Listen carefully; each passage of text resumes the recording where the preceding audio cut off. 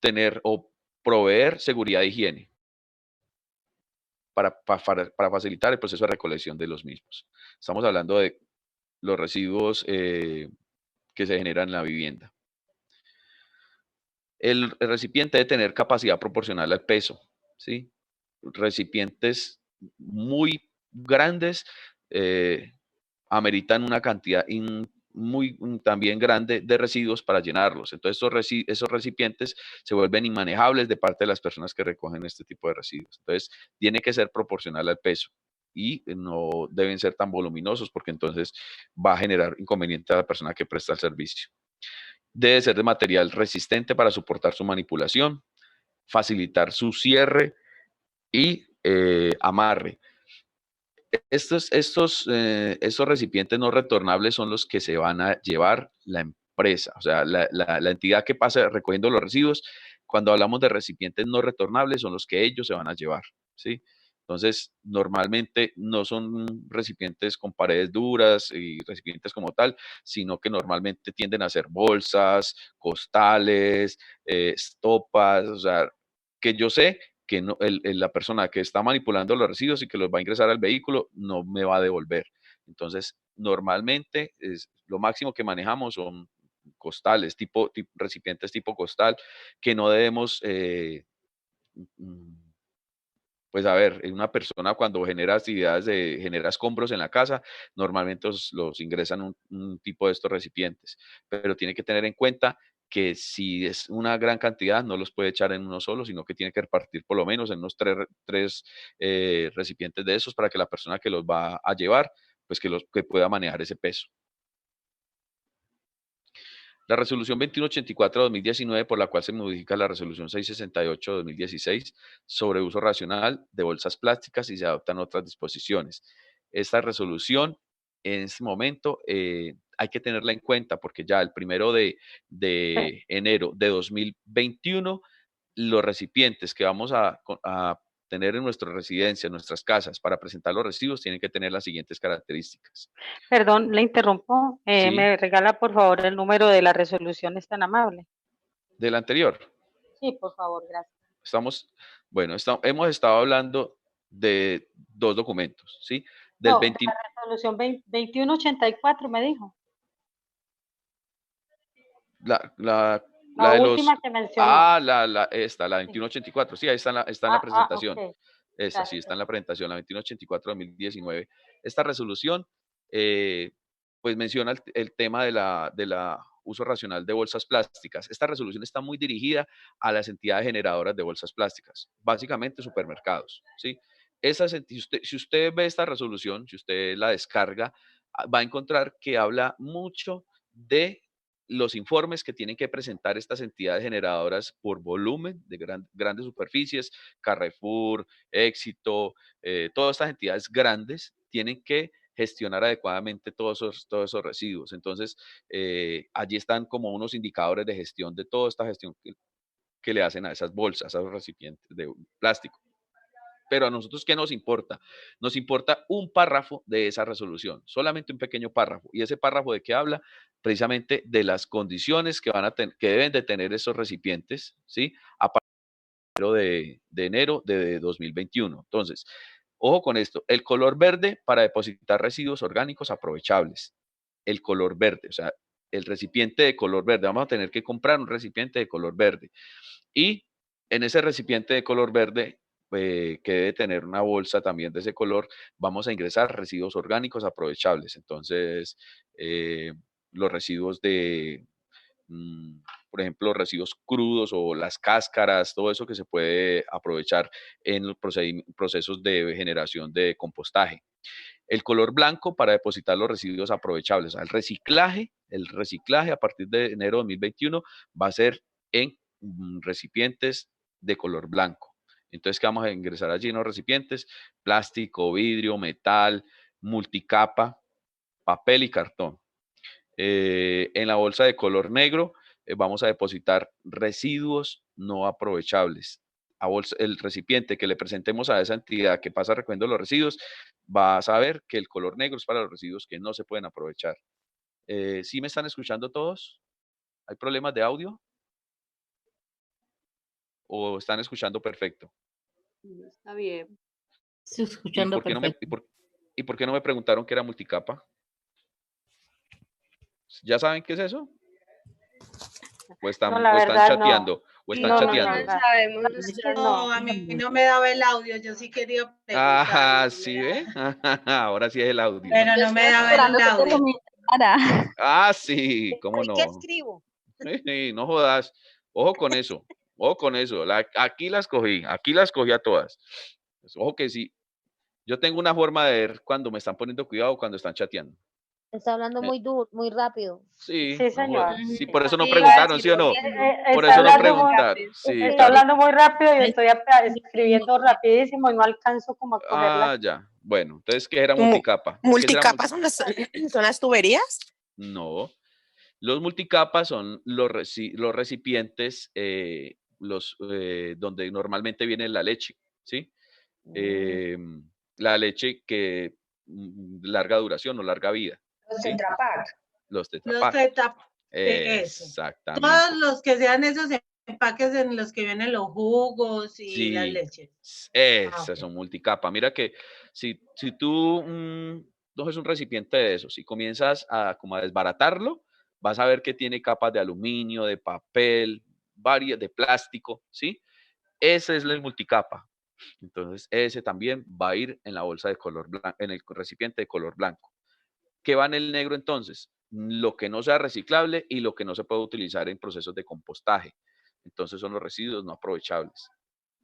Así es así va a ser en enero de 2021. Entonces servamos como una especie de asesores frente a las personas de las residencias que visitamos. Entonces comentémosles a las personas de esta resolución 2184 que Perdona, vayan, perdón. ¿sí? O sea que el recipiente azul que uno también veía, ¿ese ya tampoco se va a usar?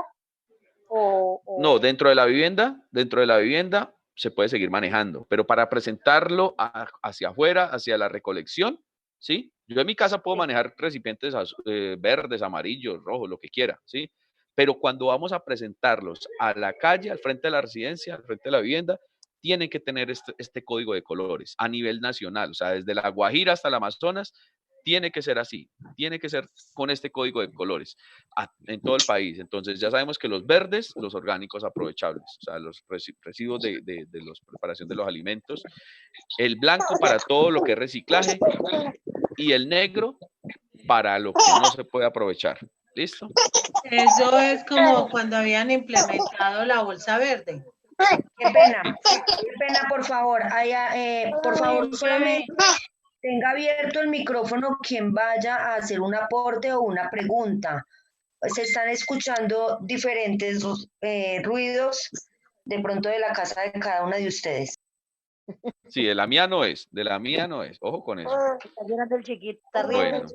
ojo con el chiquito. Yo Bueno, tengo una pregunta.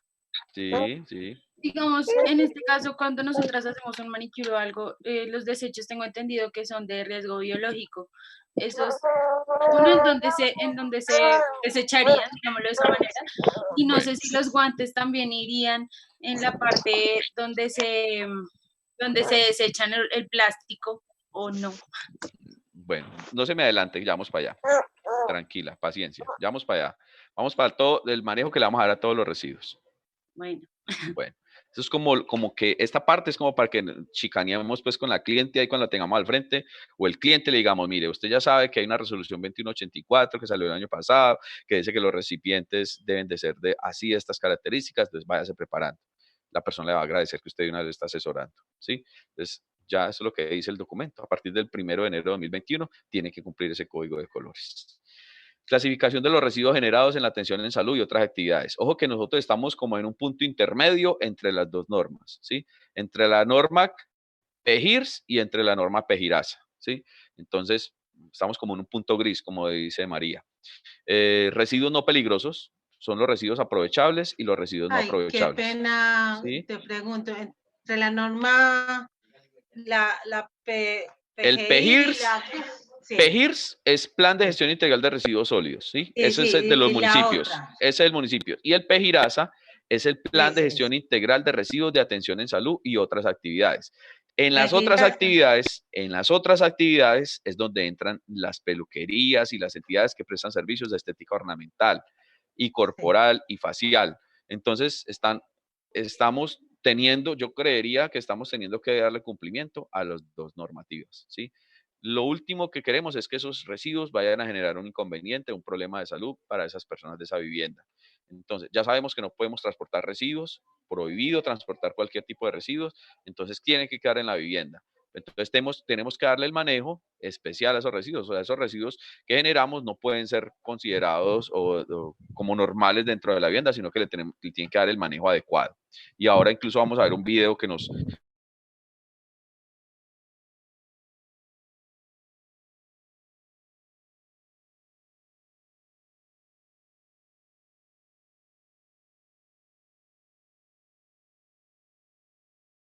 entran en esta categoría de residuos no peligrosos. Residuos peligrosos, ¿sí? Entonces, ¿cuáles serán los residuos aprovechables? Pregunto yo. ¿Será que Los son de los los ali- reciclables? Cáscaras de No, de los plátano. alimentos. Como las cosas que uno desecha de la cocina, ¿no? Que esas Lo que se puede aprovechar. Los reciclables, alimentos. los Compost, reciclables. La verde, compostaje. Todo. Ahora sí Me entran gusta todos eso. esos, ¿sí ve? Entran todos los residuos que se pueden aprovechar en reciclaje o en compostaje. Esos son los aprovechables. Y los no aprovechables, pues, por ejemplo, papel higiénico, Vidrio. eso no se puede aprovechar. Peligrosos, vámonos hacia el otro lado, los peligrosos. Los residuos peligrosos o con riesgo biológico o infeccioso, ¿sí? Entonces, en ese tipo de residuos entran los anatomopatológicos, trabalenguas ahí breve, biosanitarios, cortopunzantes y de animales. Esos son los residuos peligrosos. un ¿Puede repetir? Espera un momentico, despacito, por favor. ¿Puede repetir?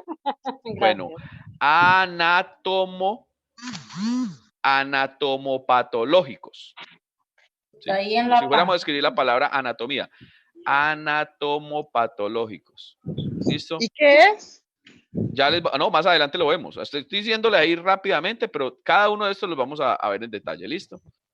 Anatomopatológicos, biosanitarios, cortopunzantes y de animales. Esos son los residuos peligrosos o con riesgo biológico. Y otro tipo de residuos que son también que son peligrosos, pero no son son los que tengan características corrosivas, reactivas, explosivas, tóxicas e inflamables.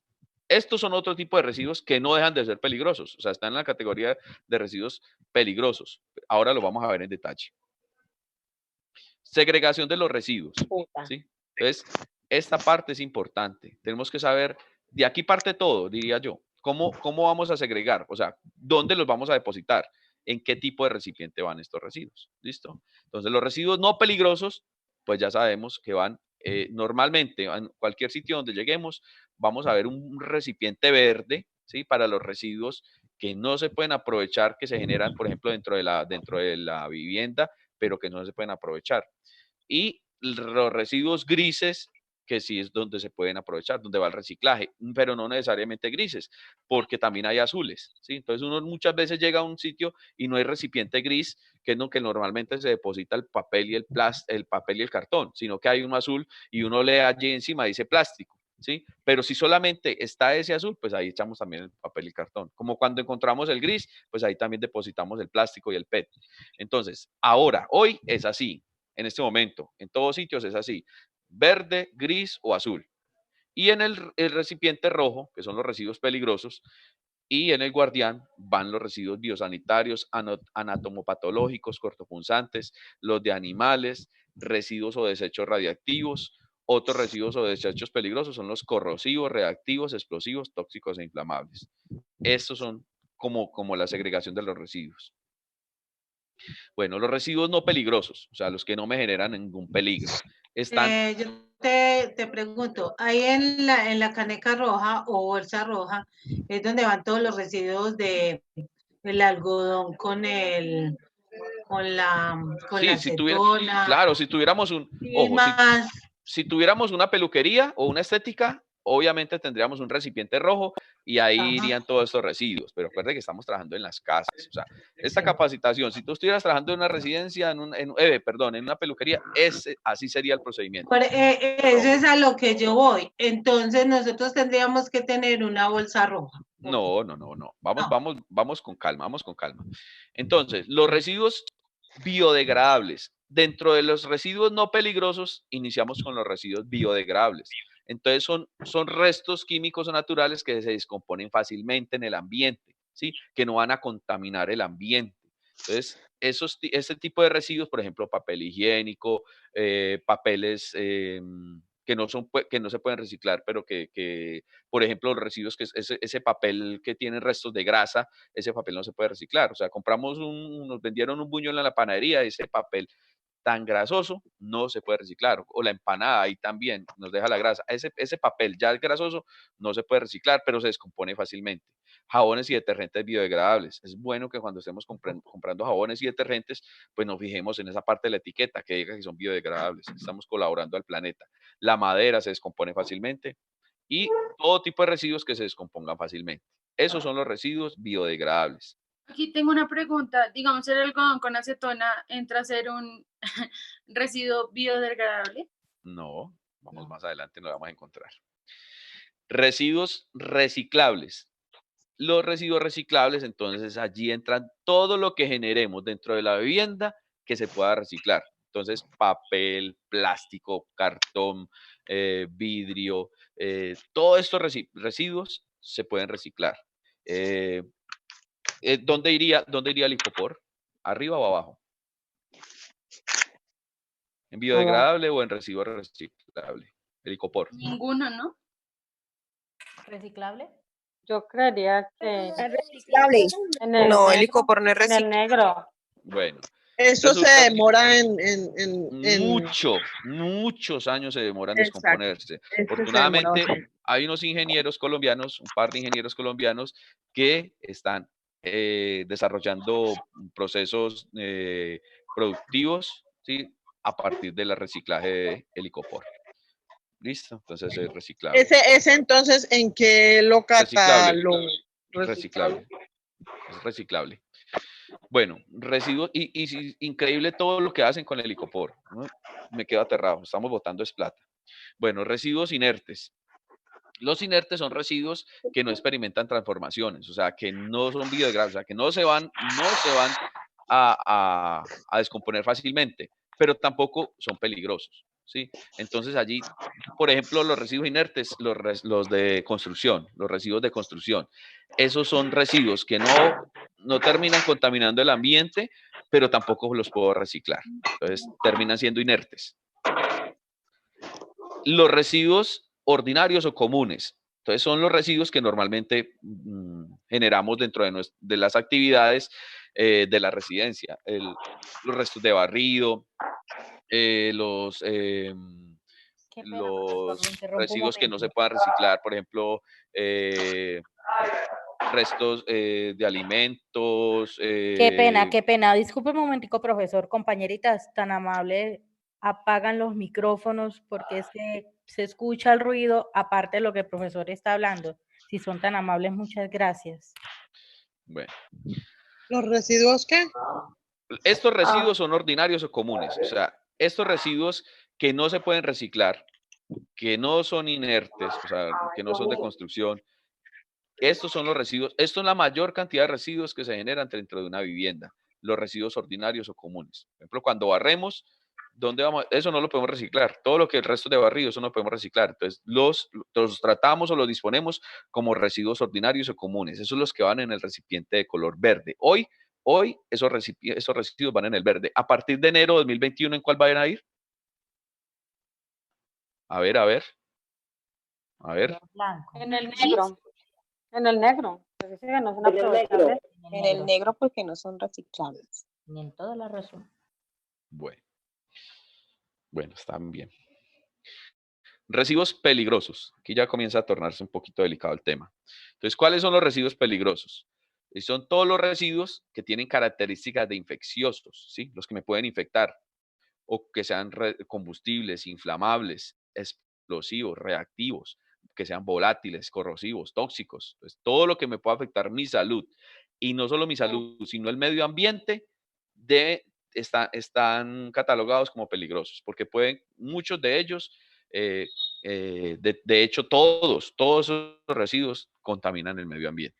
¿Listo? Perdón, ahí Entonces, estaríamos hablando la de idea los, es que de los anatomopatológicos. anatomopatológicos, sí, eso es una parte, esos serían infecciosos. Los anatomopatológicos entran en la categoría de infecciosos. Vamos a verlos en detalle. Bueno, entonces, ¿cuáles son los residuos con riesgo biológico o infeccioso? ¿Sí? Entonces, todos los residuos que tengan restos de líquidos de precaución universal, sangre, líquidos del organismo, materia fecal, orina, estos residuos, ¿sí? Como provienen del organismo, pueden generar hay que sospechar de ellos sí o sí, de que pueden afectar mi salud. Entonces, son residuos que pueden contener bacterias, virus, hongos, ¿sí? Y algunos de ellos muy agresivos. Entonces, todo residuo que se sospeche que puede tener un contenido de este tipo, restos del organismo, líquidos de precaución universal, son biológicos o infecciosos, ¿sí? Hay que tratarlos con mucho cuidado estos residuos, porque nos pueden cambiar la vida. Un residuo de estos mal manejado nos cambia la vida. Bueno, dentro de las clínicas o los hospitales, los residuos que dejan esos pacientes o un enfermo, ¿sí? Son considerados peligrosos. O sea, si dentro de mi casa yo tengo una persona ya con COVID positivo, ya se sabe que esa persona es positivo para COVID, los restos de alimentos de esa persona tienen que ser considerados de riesgo biológico o infeccioso. ¿Listo? Una persona con tuberculosis, todos esos residuos de alimentos que deja esa persona, no los puede consumir otra persona dentro de la vivienda. Y incluso no se los podemos dar a los animales.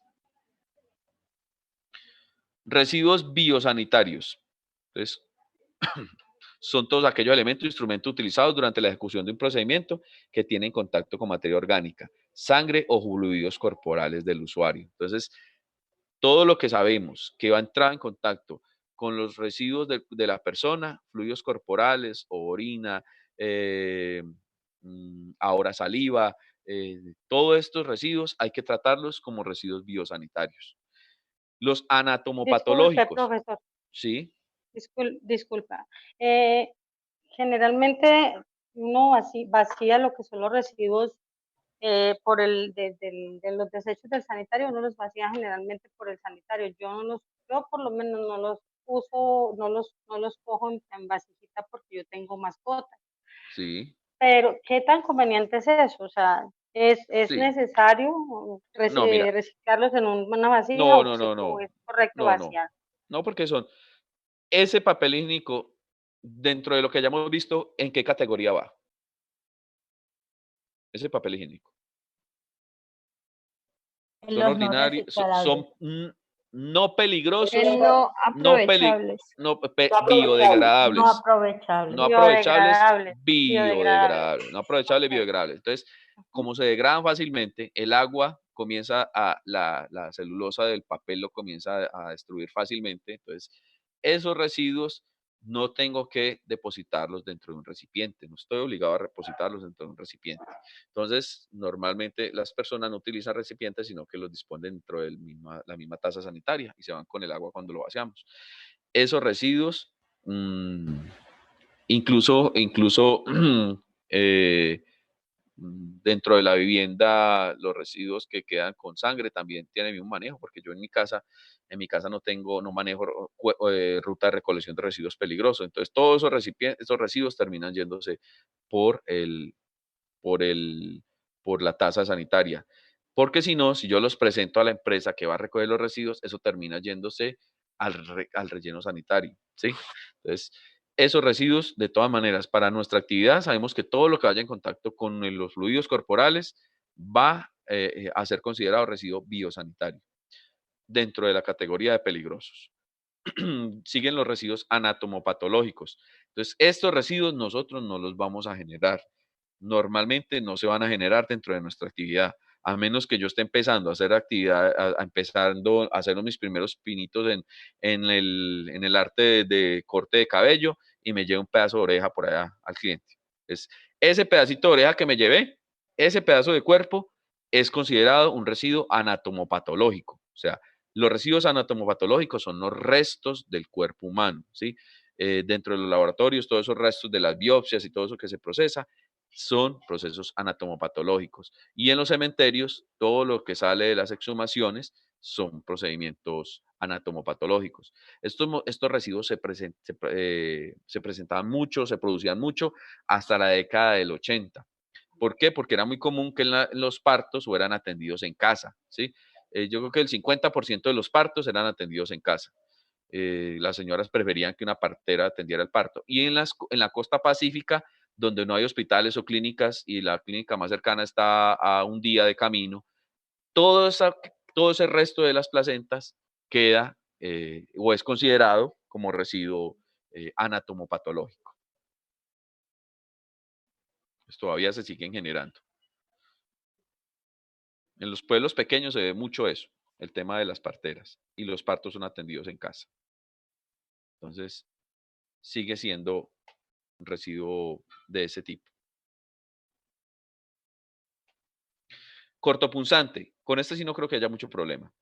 Los residuos cortopunzantes son residuos, pues, por sus características de que punzan o cortan, pues son peligrosos, ¿sí?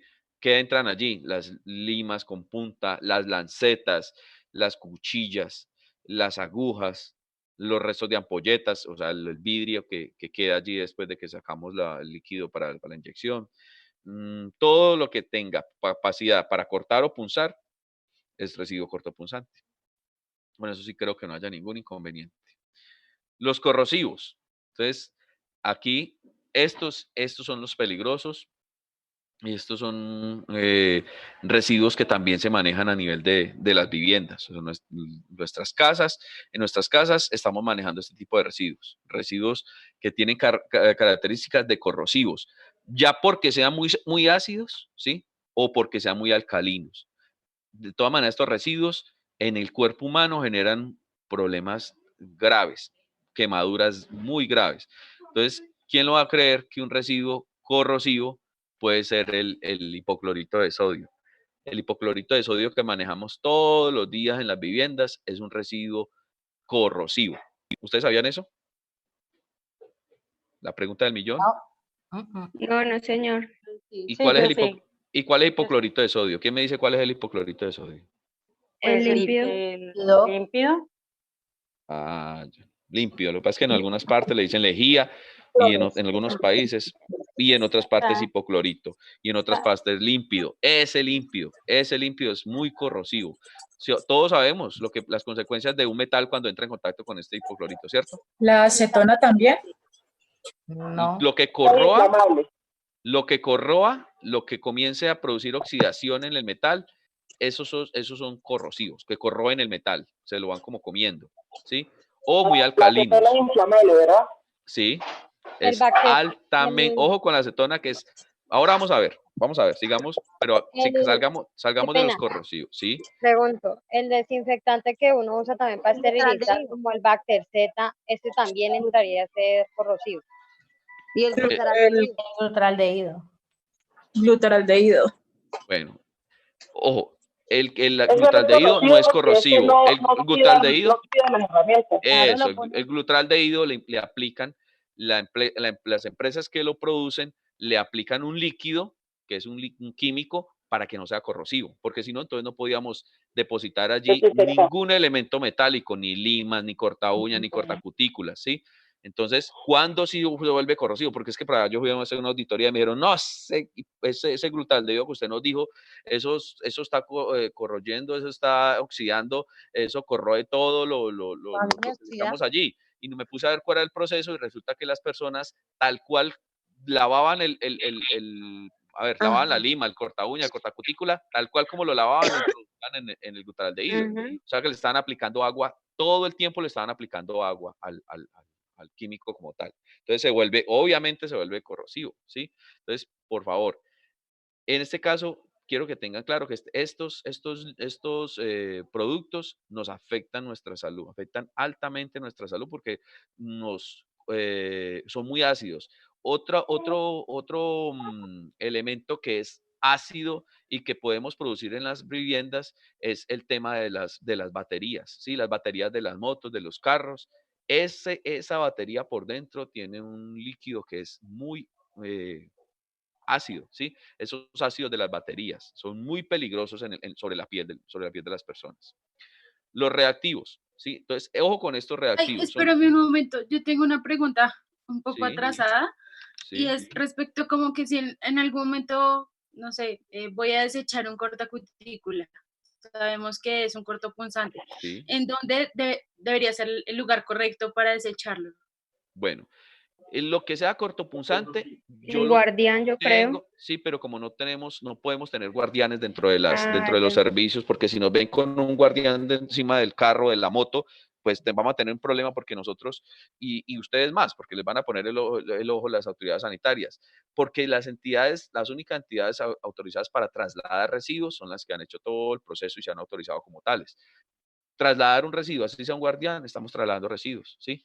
Trasladar lo que queda dentro de los procesos de atención del cliente, si los vamos a echar en una bolsa roja y nos los vamos a llevar, estamos transportando residuos con potencialidad de peligrosos. Entonces, eso no lo podemos hacer. Ustedes no lo pueden hacer, ¿sí? Entonces, mucho cuidado con eso.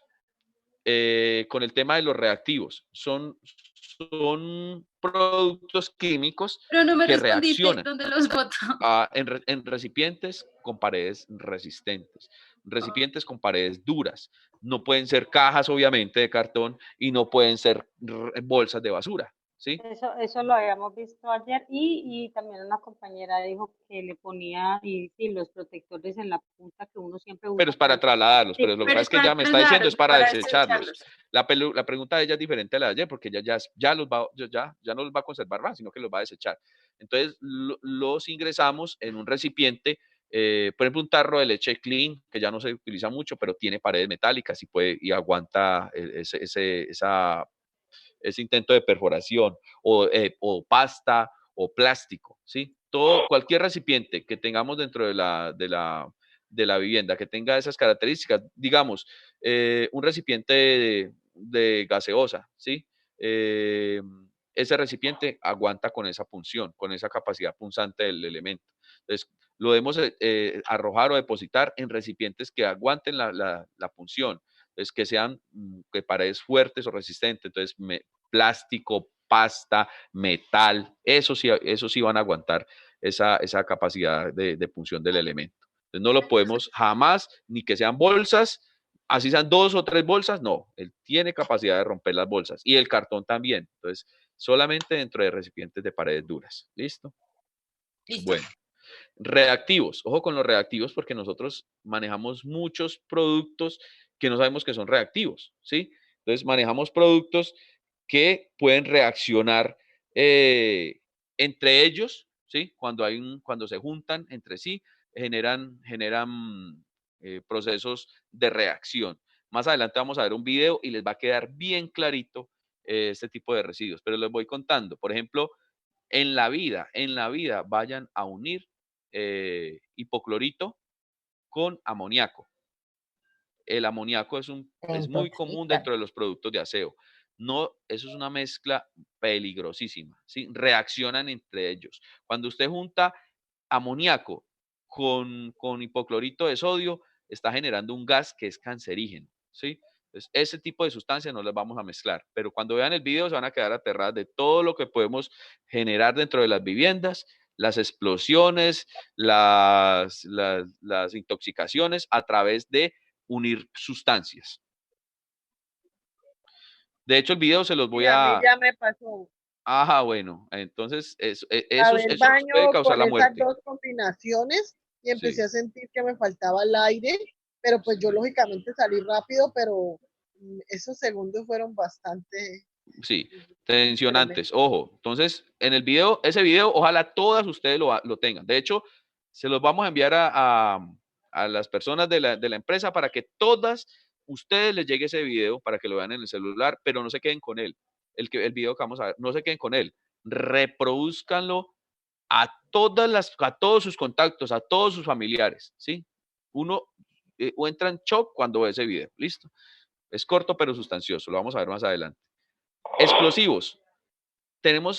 Manejamos dentro de la vivienda residuos que pueden ser explosivos, ¿sí? Que si no se les da el manejo adecuado, pueden causar una explosión. Entonces, mucho cuidado con ellos. ¿Qué residuos creen ustedes que pueden causar una explosión dentro de la vivienda? ¿Quién me dice? Los aerosoles.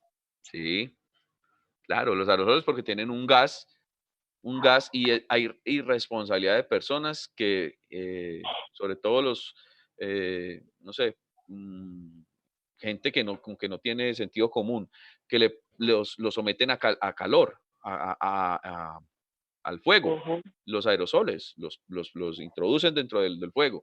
Obviamente hay una explosión. La candela. De los que manejamos nosotros, la acetona. Exactamente, son la acetona.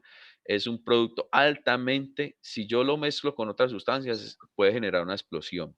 Entonces, ojo con este. ¿Quién va a creer que si yo junto vinagre con otros productos, puedo generar una explosión? ¿Sí? Entonces, ahora van a ver en el video los problemas que yo puedo generar cuando junto sustancias que son incompatibles. Tóxicos. Esto es más fácil. ¿Cuáles serán los tóxicos en las viviendas? Clorito, el cloros. Pobre cloro se ha llevado el bulto hoy. Una vez me metí al baño y me encerré, y yo soy asmática, casi me muero. Bueno, ojo con el cloro. El cloro es tan bueno y tan malo a la vez. Sí, señora. De hecho, hay una cartilla de cloro. Bajen esa cartilla, por favor. Ingresen a Google y le dan cartilla para manejo de hipoclorito de sodio. ¿Sí? Cuando lleguemos a las actividades de limpieza y desinfección, vamos a hablar mucho de cloro, de lo bueno y de lo malo. Pero váyanse adelantando con la cartilla. Igual si cuando llegamos a esa clase, ustedes van a aportar mucho, los que ya hayan visto esa cartilla de cloro. Pero entonces los tóxicos, por ejemplo, los restos de medicamentos. Esos restos de medicamentos, si una persona los ingiere, se pueden intoxicar. O sea, dentro de la vivienda hay los plaguicidas. Es muy común que uno compre Ray, compre Baigón, todos esos productos, esa tiza china. Ojo con esa tiza china para matar cucarachas. ¿Ustedes alguna vez han utilizado ese producto? Sí, claro. Altamente tóxico, demasiado. Una cucaracha que pase por encima de esa tiza china se demora en promedio 10 segundos en morir. Entonces, imagínense dentro del organismo que le puede pasar. Carajo, necesito de eso. Mucho cuidado cuando van a manipular. Si lo van a comprar, es más, yo no recomiendo que utilicen ese producto por la toxicidad. Y un niño cree que eso es una tiza. Ve a la mamá rayando con esa tiza y después va y coge la tiza. De hecho, donde haya niños y mascotas no sepa manejar. ¿Por qué? Porque eso queda rayado el piso, es como si fuera una tiza. Pero es tiza, esa tiza no es una tiza normal, es un producto demasiado tóxico. Muy tóxico, es veneno. Y los inflamables, ¿cuáles serán inflamables? Entonces, ya hemos mencionado uno. El tiner, el barsol. Sí, exacto, la gasolina. La gasolina, ojo con la gasolina. Entonces, el petróleo, el alcohol. Exactamente, esos productos hay que manejarlos con mucho cuidado. Los residuos, las pinturas, ¿sí? También son inflamables. Entonces, mucho cuidado. Dentro de la vivienda generamos muchos residuos que nos pueden cambiar la vida y nos pueden arruinar, nos pueden dejar sin casa. ¿El ácido bórico? Los ácidos entran dentro de la primera, ¿se acuerda? Que hablamos de los ácidos, esa primera parte que son corrosivos, los ácidos y los alcalinos entran dentro de la primera de corrosivos. Pero el ácido, si yo me consumo ese ácido bórico. Ese ácido es un tóxico. Bueno, basuras en el hogar. Entonces, lo primero que tenemos que tener en cuenta para manipular los residuos dentro de la vivienda es de dónde provienen y qué final le vamos a dar, o sea, qué disposición final le vamos a dar. Entonces, hay que saberlos clasificar.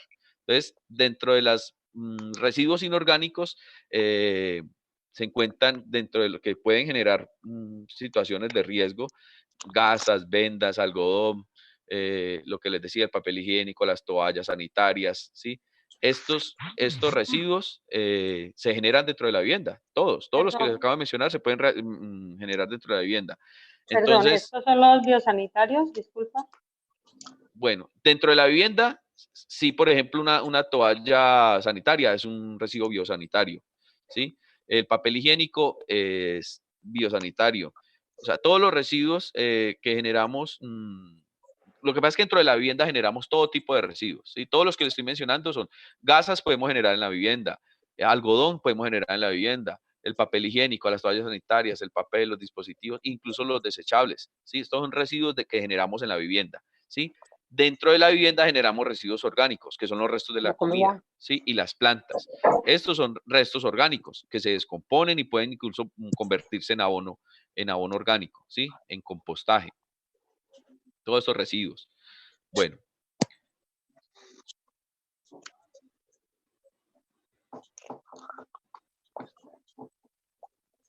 Los residuos reciclables necesitan un tratamiento especial, pero eso no lo vamos a dar nosotros.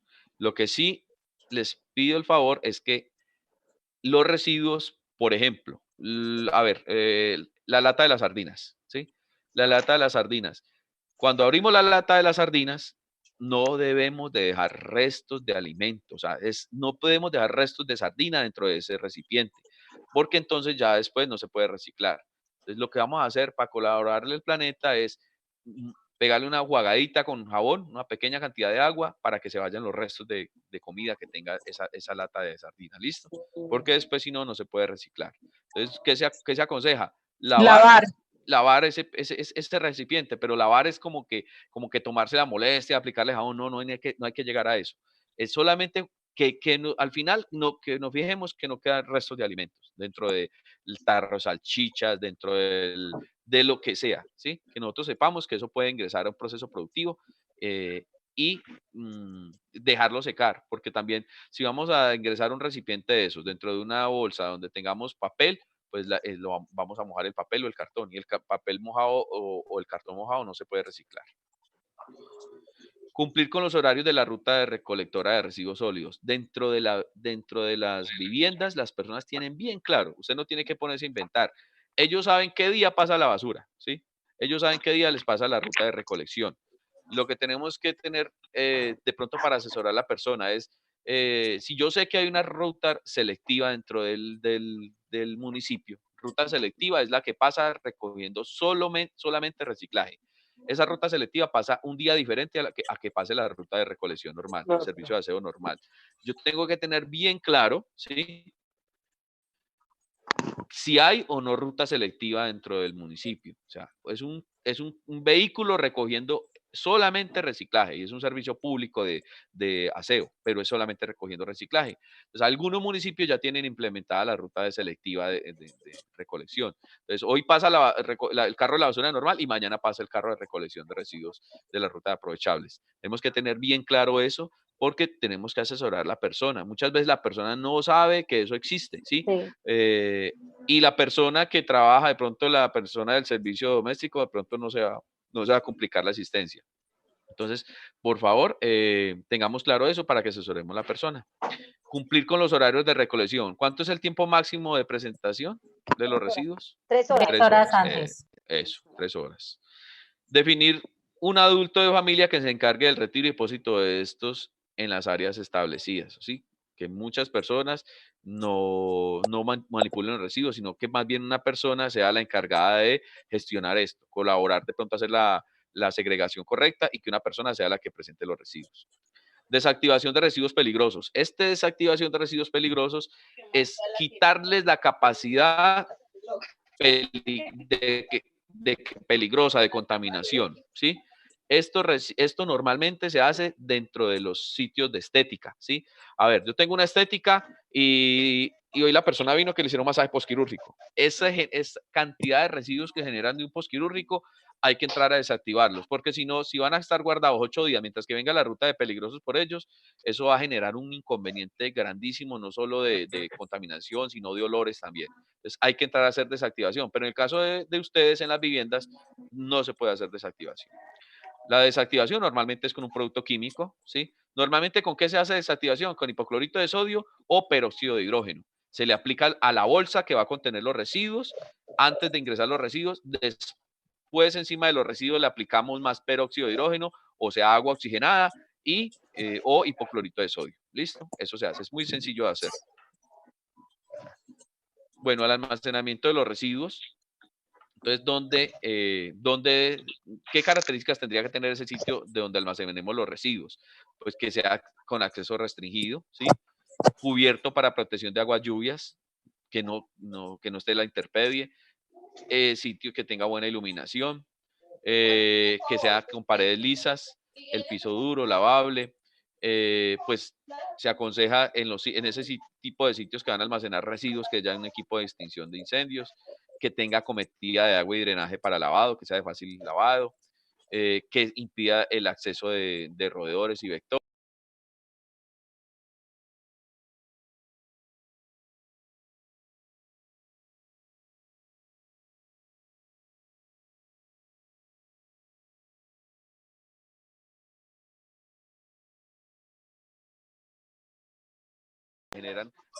Generan accidentes, sobre todo con cortopunzantes. Bueno, con los residuos, lo que quiero que quede muy claro, ojo con esto, vamos a puntualizar el tema de los residuos.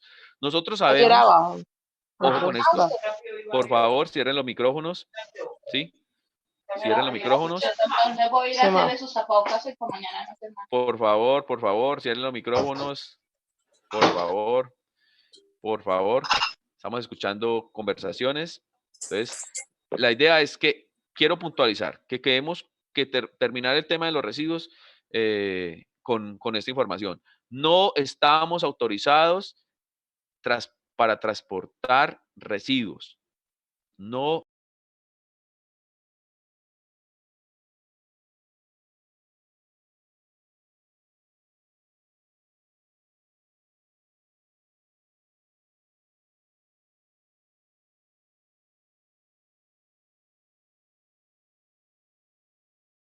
Resolución 666 dice que todos los residuos que sean tapabocas, guantes, todos estos residuos, el manejo que se le debe dar es muy sencillo.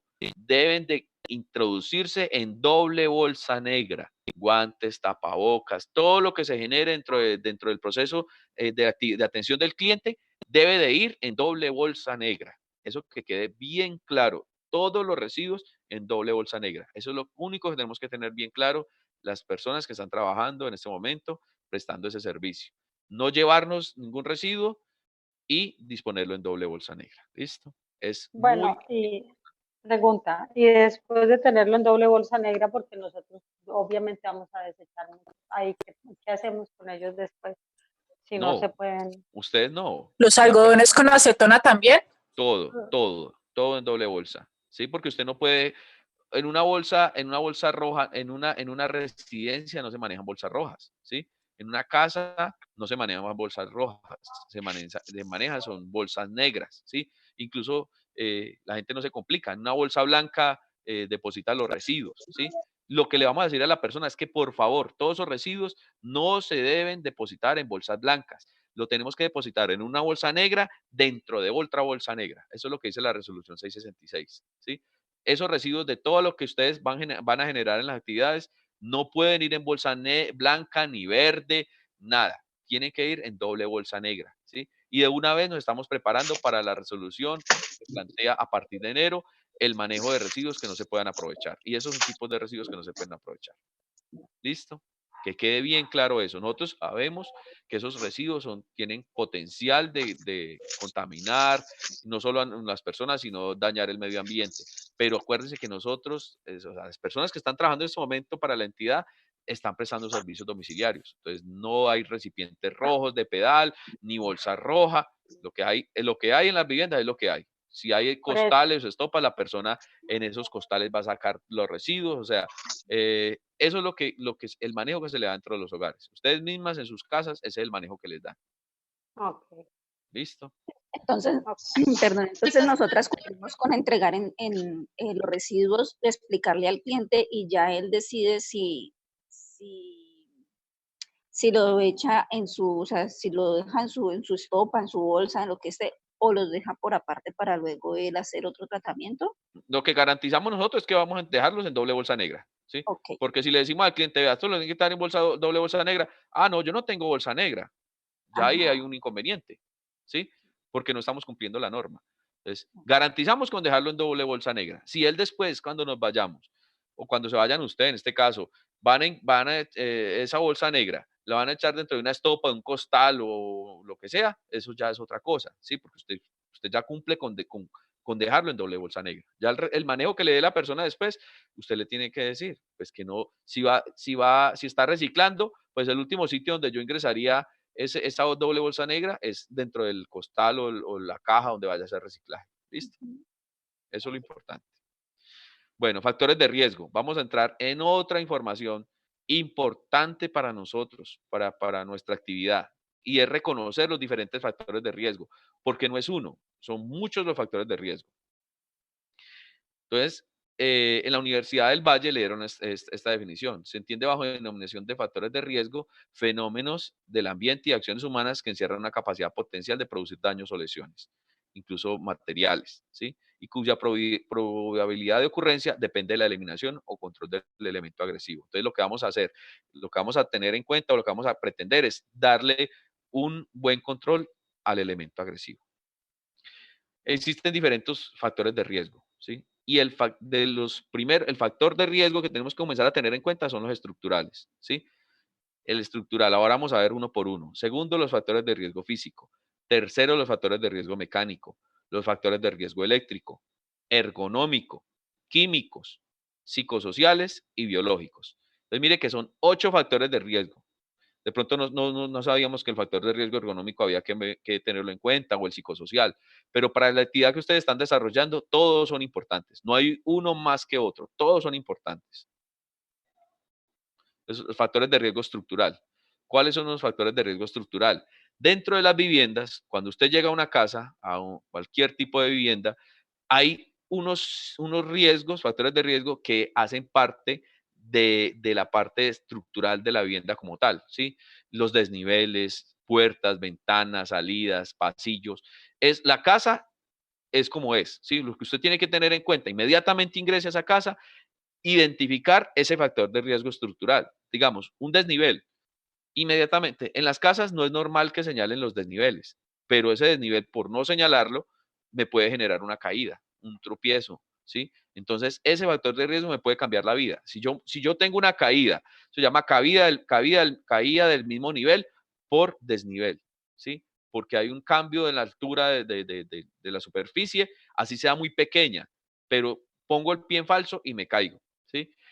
Hay que tener en cuenta, identificar. Cuando ingrese a una casa, va saludando y va a ir una vez identificando si hay desniveles, ¿sí? Porque yo por estar pensando, ocupándome, tener en mi cabeza ocupada nuestros pensamientos, no me doy cuenta que hay un desnivel y me puedo caer, ¿sí? Y esa caída me puede generar una fractura. Las conexiones internas dentro de la vivienda de gas son un factor de riesgo estructural. Hay unas conexiones muy mal desarrolladas dentro de las viviendas y eso puede generar una situación de riesgo. Igual las conexiones eléctricas. Las conexiones eléctricas para la actividad que usted desarrolla son muy importantes. ¿Por qué? Porque casi dentro de la actividad vamos a utilizar equipos que van conectados a la energía. Entonces tenemos que identificar cuáles son las conexiones eléctricas que están en malas condiciones, ¿sí? Para no utilizarlas. Esos son los factores de riesgo estructural, o sea, la vivienda como tal. Entonces, ¿qué me puede generar dentro de los factores de riesgo estructural? Las caídas, ¿sí? Una caída es muy factible que la persona tenga una caída dentro de una vivienda. Entonces, tengo que tener en cuenta que una caída, así sea del mismo nivel, me puede cambiar la vida. Es más, puedo perder la vida con una caída del mismo nivel, ¿sí? Del mismo nivel. No tiene que ser una caída de altura, sino una caída del mismo nivel. Tengamos en cuenta esto, por favor. Sean conscientes que nosotros tenemos que comenzar a proteger de ese tipo de eventualidades, ¿sí? Tenemos que identificar si dentro de la vivienda ya hay un piso mojado, ¿sí? O si no lo hay, inmediatamente. O el piso está seco, pero como vamos a hacer procedimientos de limpieza y desinfección, porque definitivamente el sitio donde nos dijeron que nos ubicáramos está totalmente y visiblemente contaminado, hay que entrar a solucionar ese tema. Entonces, ese piso que antes era seco, sucio, lo vamos a dejar limpio, pero mojado. Y esa humedad nos puede generar una caída. Entonces, tengamos en cuenta eso. El calzado que utilicemos puede ser la diferencia entre que tengamos una caída o no la tengamos. Entonces, se supone que vamos a utilizar zapato cerrado, incluso completamente cerrado en la parte de adelante y en atrás, así como está en el dibujito que están viendo. El que está en rojo con la parte de atrás como tipo sandalia, con lo que no tiene cobertura posterior, ese no lo podemos utilizar. Tenemos que utilizar zapato cerrado. Y zapato de suela antideslizante, de suela de goma, con grabados, ¿sí? En la suela lisa es factible que yo me pueda caer. Si la suela es de goma y viene con grabados, eso evita que yo me vaya a caer. Los cables, las conexiones que existen dentro de la vivienda o los cables que yo voy a conectar me pueden hacer caer o pueden hacer caer otra persona y esa persona me puede hacer perder el equilibrio a mí y puedo terminar cayéndome yo también. Y las caídas de altura. Yo no tendría por qué tener caídas de altura por ejemplo, de escaleras o bancos que me vaya a parar, porque es que yo no estoy para eso dentro de las viviendas, ¿sí? Ya, que colabóreme aquí, que es que aquí hay mucha oscuridad, usted me colabora poniendo ese bombillo y que usted se tenga que subir en un banco a colocar un bombillo. Eso no es competencia de usted, eso no es competencia suya. Ahí es donde usted está asumiendo un riesgo. Usted no sabe qué tan resistente sea ese banco donde usted se va a parar. Si vamos a ayudar en un procedimiento de eso, porque definitivamente la señora no tiene quien más le ayude, pues tenemos que utilizar una escalera de tijera, ¿sí? Una escalera de tijera. De resto no podemos hacer eso. Y las caídas por las escaleras se presentan mucho en este momento cuando la persona va entretenida con el celular y subiendo o bajando escaleras. Entonces tengamos muy en cuenta eso. Hay que tener mucho cuidado cuando hayan escaleras. Se supone que las escaleras deben de tener huella y contrahuella. Unas tiras normalmente de color negro donde va la punta del pie y donde va el talón del pie, ¿sí? Pero si no hay, es muy factible que haya una caída. Entonces, por favor, cuando entren a las viviendas, a las casas, fíjense mucho de qué tipo si tiene escaleras o no tiene escaleras, y si no hay más, sino que nos toca subir o bajar escaleras, no llevemos manipulado ni observando el celular, porque ahí es donde se presentan las caídas. Por favor. Y una caída me puede generar una incapacidad larga. Entonces, por favor, tengan en cuenta eso.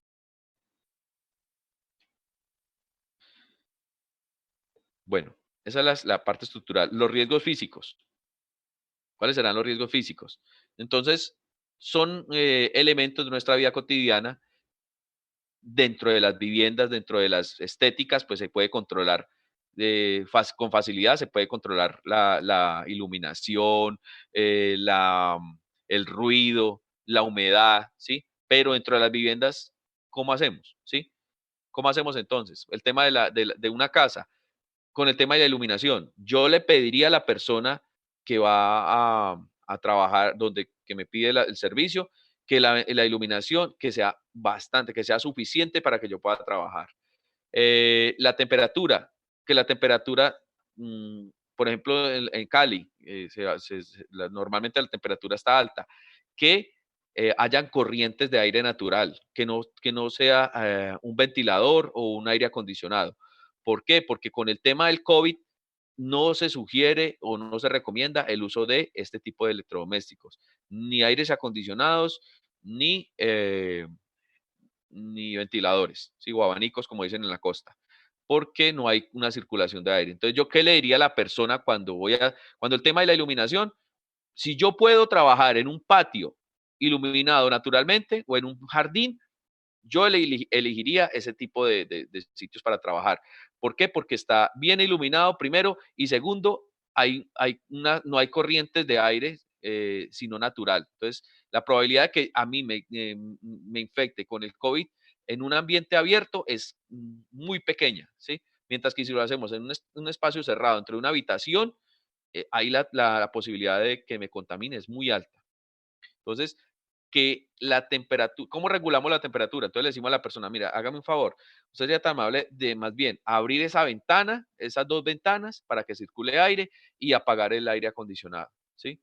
Es la mejor recomendación que usted le puede hacer a esa persona, porque usted no sabe si antes de que usted llegara ahí, una persona torció o estornudó y puede permanecer en el ambiente, en el ambiente 3 horas, ese virus flotando o el virus de la tuberculosis flotando y usted respiró, entonces ahí se fue para su casa con una enfermedad. Entonces, la idea es que apaguemos ventiladores y aire acondicionados y abramos ventanas y puertas para que circule aire. Pero si la persona tiene un jardín y la persona se puede ubicar a prestar el servicio en el jardín, yo no la pensaría 2 veces. De una le dice, venga, lo que pasa es que la recomendación en este momento es que utilicemos espacios abiertos, ¿sí? Y hay buena circulación de aire, entonces yo no necesito ni aire acondicionado ni ventilador. Para el tema del ruido, se le pide a la persona directamente, si la persona tiene el equipo está muy alto, el equipo de sonido, se le pide directamente a la persona que haga el favor y le baje el volumen, ¿sí? Que eso es recomendación de la persona que maneja los temas de bioseguridad, ¿sí? No es ponerse a niveles altos de ruido.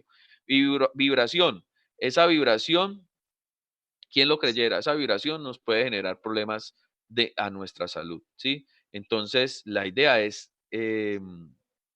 no hay de otra, sino manipular.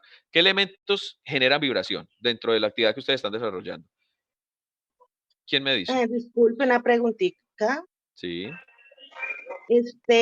Por lo menos, ¿cómo hacemos para trabajar las que trabajamos con esmaltes semipermanentes? Bueno, ahora voy para allá. Eso es riesgo químico. Todavía no hemos llegado a riesgo químico.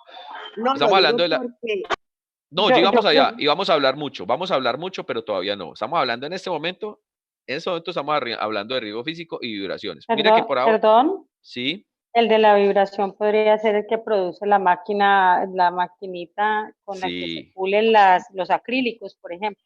Sí, y los de corte. También los secadores. Las máquinas de corte, los secadores. Exactamente, exactamente. Esos son equipos que generan vibración y esa vibración me puede afectar. De hecho, me afecta a la salud. Entonces, por favor, tengamos en cuenta eso.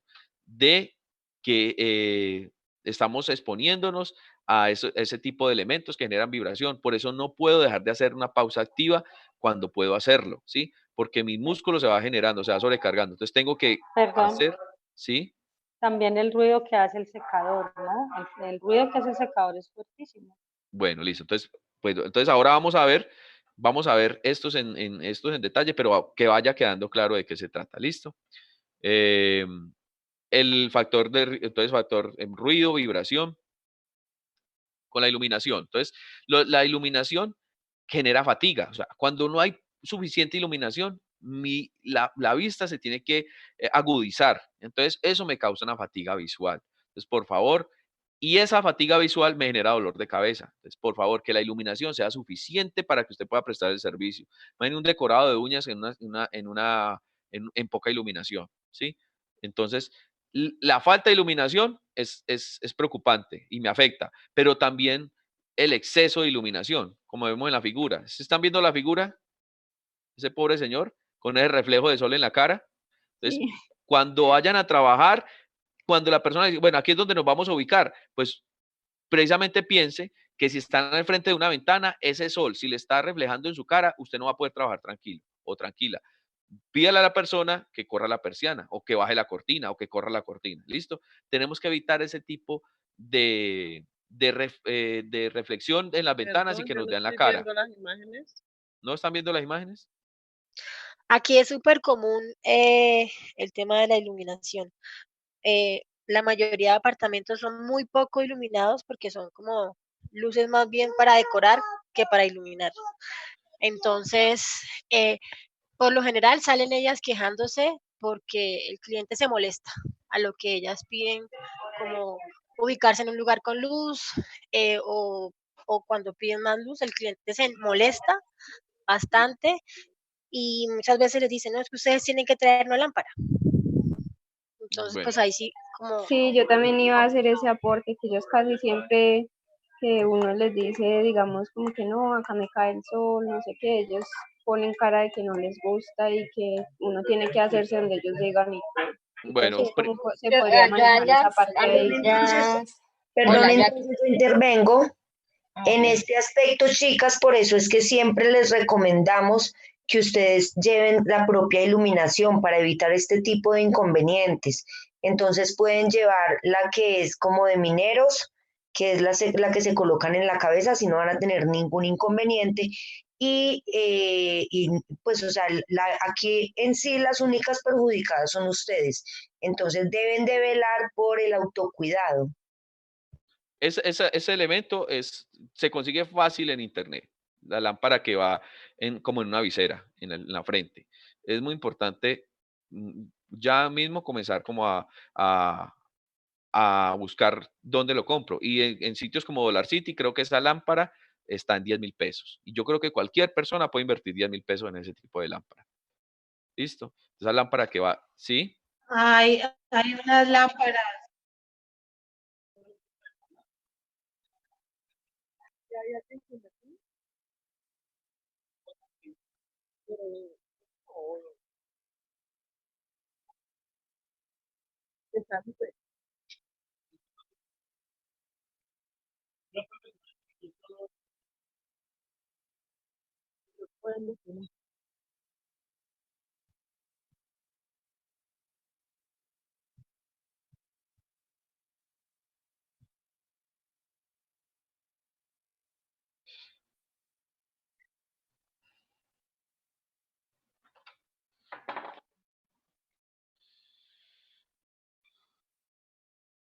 ¿Cómo vas? Sí.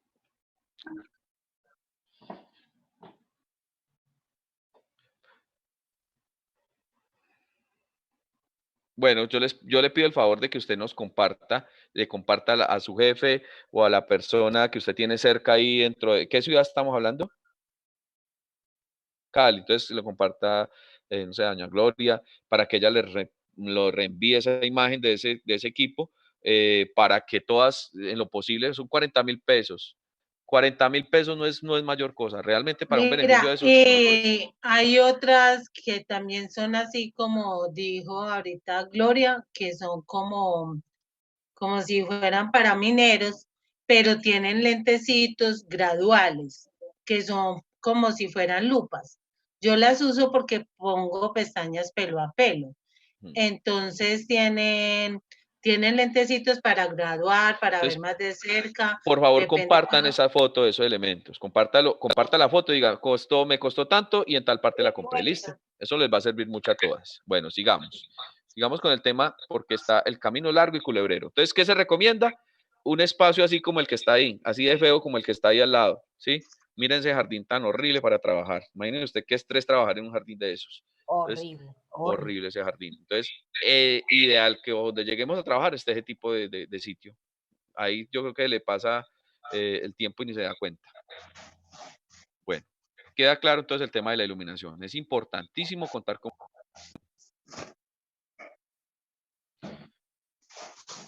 Bueno, la temperatura. Es importante que la temperatura pues no sea alta. Aquí hay personas que trabajan en Cali y la temperatura en Cali es en algunos momentos del día sobrepasa los 32 grados y es bien molesto trabajar a esa temperatura. Entonces tengamos en cuenta que no vamos a exponernos al calor y tampoco al frío. O sea, hay personas que ponen a trabajar esos aires acondicionados altísimos, y entonces usted entra y usted siente el choque de calor, de cambio de temperatura. Usted viene del calor y entra en unos ambientes con temperaturas debajo de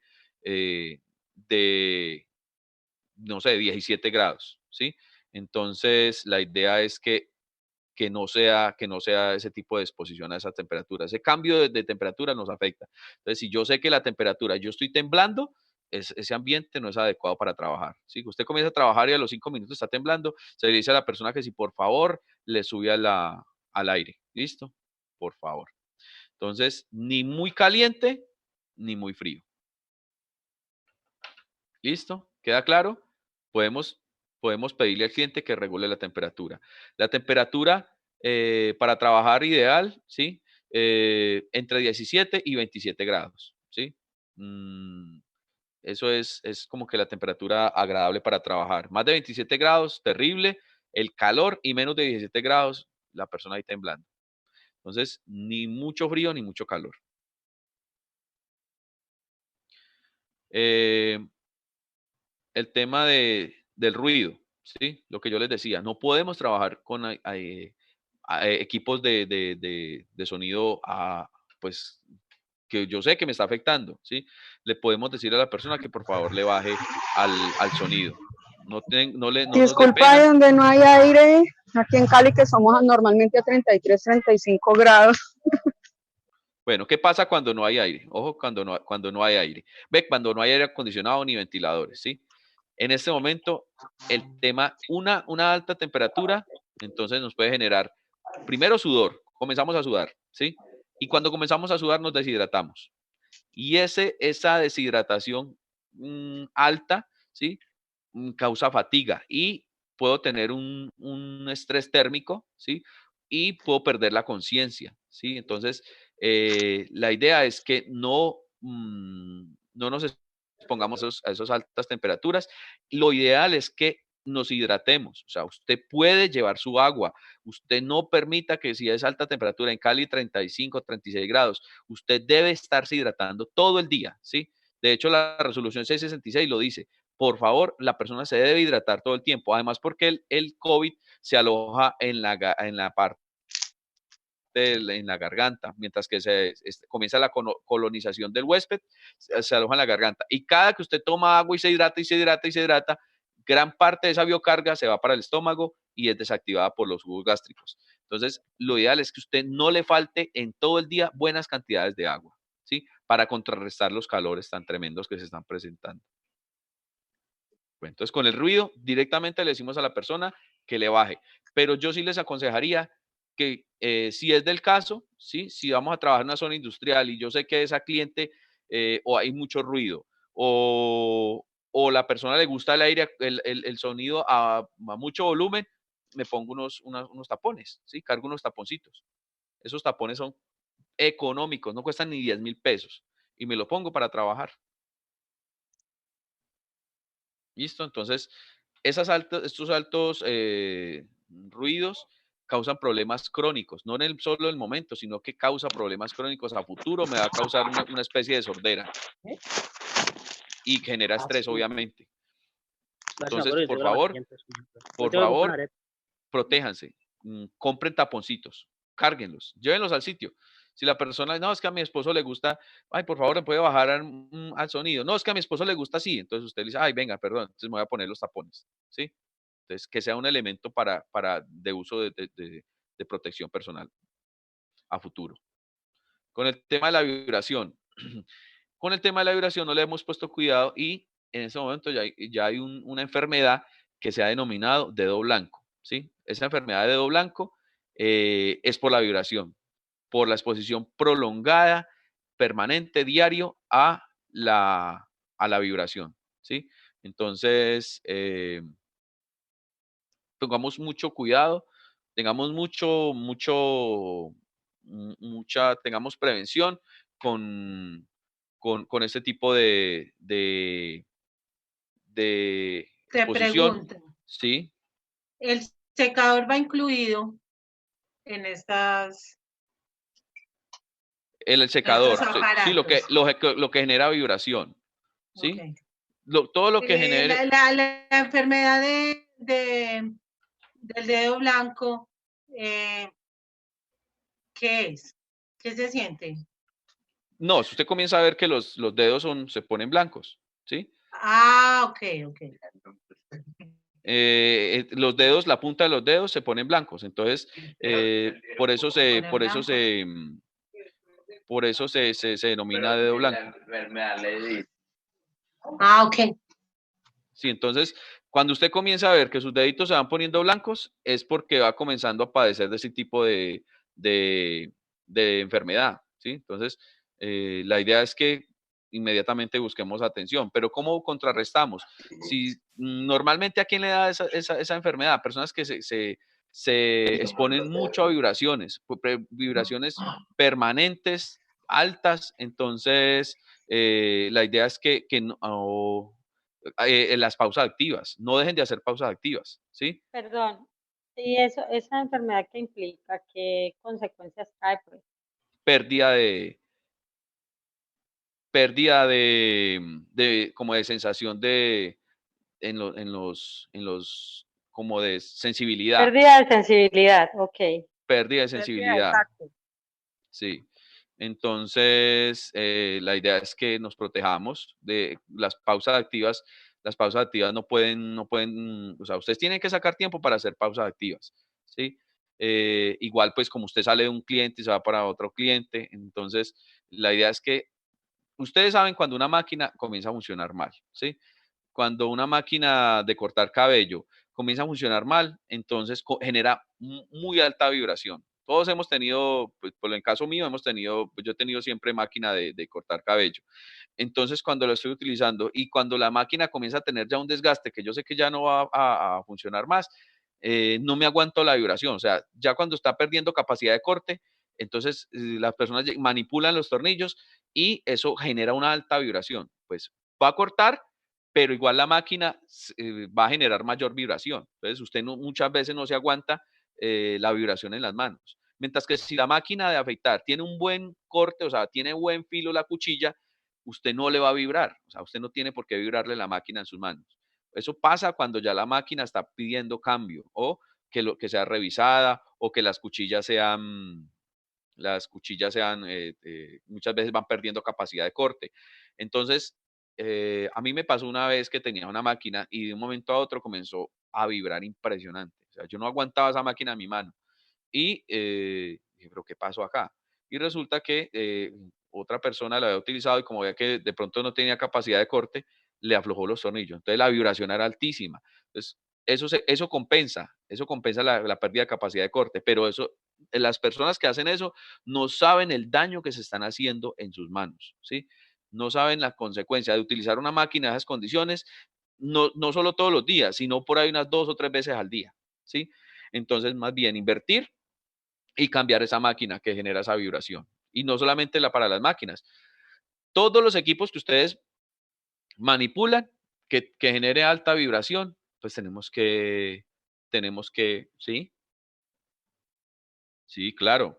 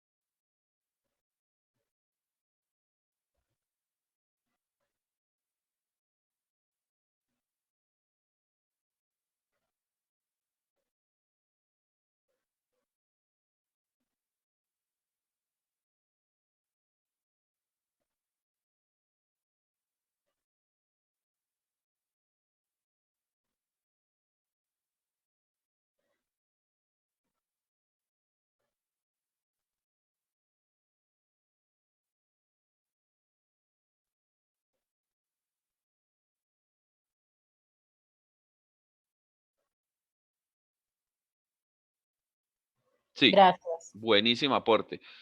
Las personas, de pronto eso mejora los tiempos y los resultados. O sea, trabajamos rápido y los resultados son mejores, pero no sabemos el daño que nos estamos causando.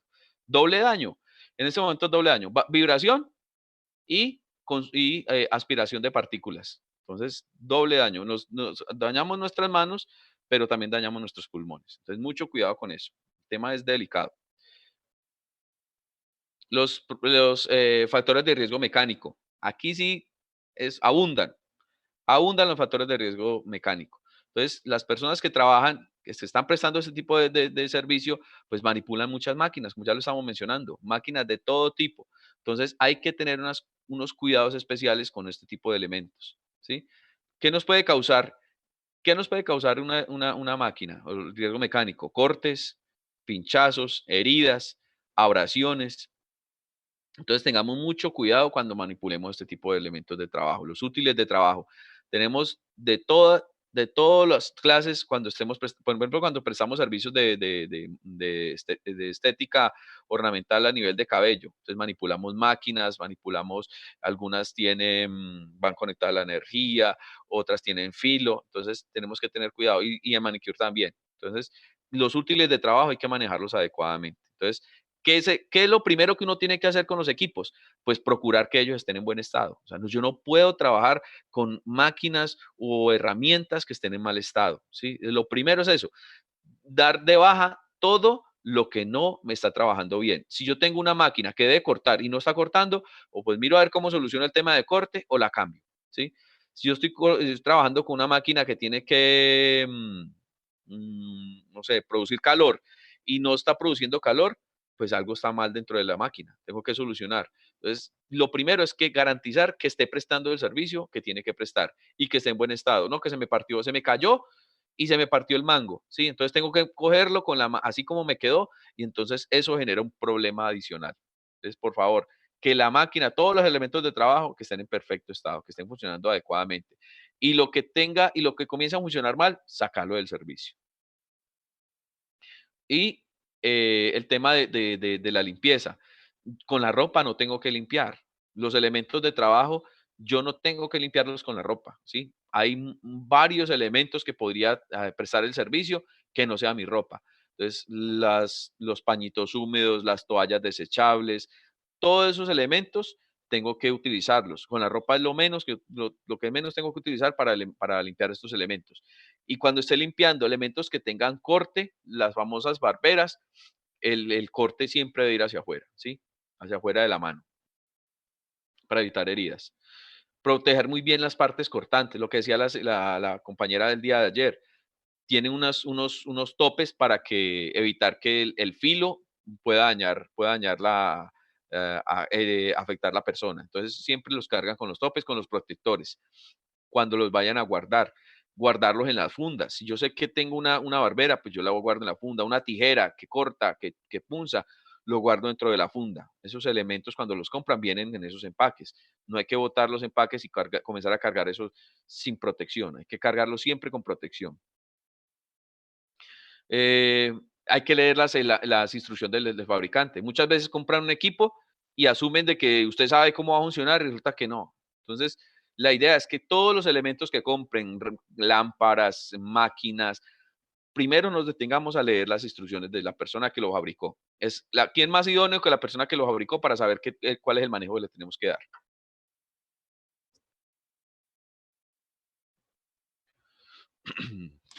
Al tirar los utensilios de trabajo, cuando ya se vayan a desechar, hay que depositarlos en bolsas diferentes a donde van los otros residuos. Yo no puedo disponer de un residuo cortopunzante con los otros residuos, mucho menos en su casa. Y tampoco dejar el problema al cliente. No, hay que hacerlo adecuadamente, preferiblemente en su casa y en las condiciones donde no vaya a generar un problema. Usar herramientas cortantes con mangos antideslizantes. Eso es lo mejor, lo más recomendable. Pues que el mango que tenga esos elementos cortopunzantes que sea antideslizante. Imagínense teniendo en la mano, trabajando con un elemento cortante y bien liso el mango. En cualquier momento puede salir despedido y herirme a mí o herir al cliente.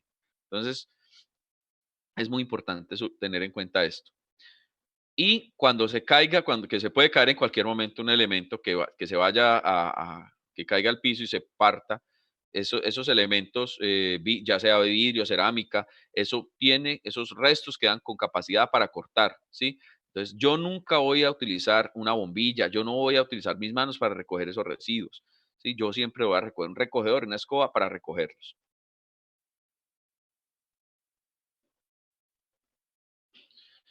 Bueno, en las tareas de desinfección y esterilización, utilizar adecuadamente las manos con guantes. O sea, cuando yo sé que voy a limpiar o a desinfectar, siempre debo tener guantes. Evitar trabajar en los bolsillos de las batas y los delantales con utensilios cortantes o punzantes. Aquí yo le hice la promesa a un barbero que siempre que hablara de este tema iba a contar la historia de él. El barbero es un señor ya como de 60 y pico de años. Él trabaja en un sitio muy conocido en Cali. Él me dijo que cuando hablara de este tema no dejara de contar la historia de él. Él tuvo un accidente porque guardó la barbera en el del delantal, la puso al contrario y cuando ingresó la mano en el delantal, tuvo un corte casi total del dedo. Casi se corta totalmente el dedo. Entonces, él me mostraba la cicatriz que le quedó y me decía, mire, para que tome si quiere una foto, tome una foto para que les muestre cuando esté hablando de esto, para que tomen conciencia de que uno en el delantal no puede ingresar los elementos cortantes y mucho menos barberas. Yo le dije que yo siempre iba a contar la historia de él, que no había necesidad de foto, porque la cicatriz era muy extensa, casi le daba la vuelta al dedo. Bueno, entonces, de aquí en adelante tengamos mucho respeto con esos elementos, ¿sí? Y si vamos a utilizar este tipo de elementos, vamos a utilizar un cinturón. Eso venden como una especie de cinturón, normalmente es de cuero, donde queda todo completamente ajustado allí, donde no, cada compartimiento es para un elemento de trabajo. Vamos a ver si les comparto una foto de ese tipo de elementos, para poder que tengamos. No gesticular o señalar con la herramienta, ¿sí? Muchas veces se empeliculan con lo que están hablando con el cliente y le manipulan y mueven la tijera para todas partes y en algún momento pueden herir a la persona. Entonces, allí queda clarito en la primera imagen, el señor está asustado porque esa tijera va y viene y en cualquier momento se la puede clavar, ¿sí? Y el cinturón que les mencionaba, ¿sí? En esos cinturones normalmente son de cuero y van a la cintura, pero en cada compartimiento es para un elemento, ¿sí? Entonces, no es como el señor que le pasó porque tenía el delantal, era solamente un bolsillo para todo y ahí tenía tijeras y tenía la barbera.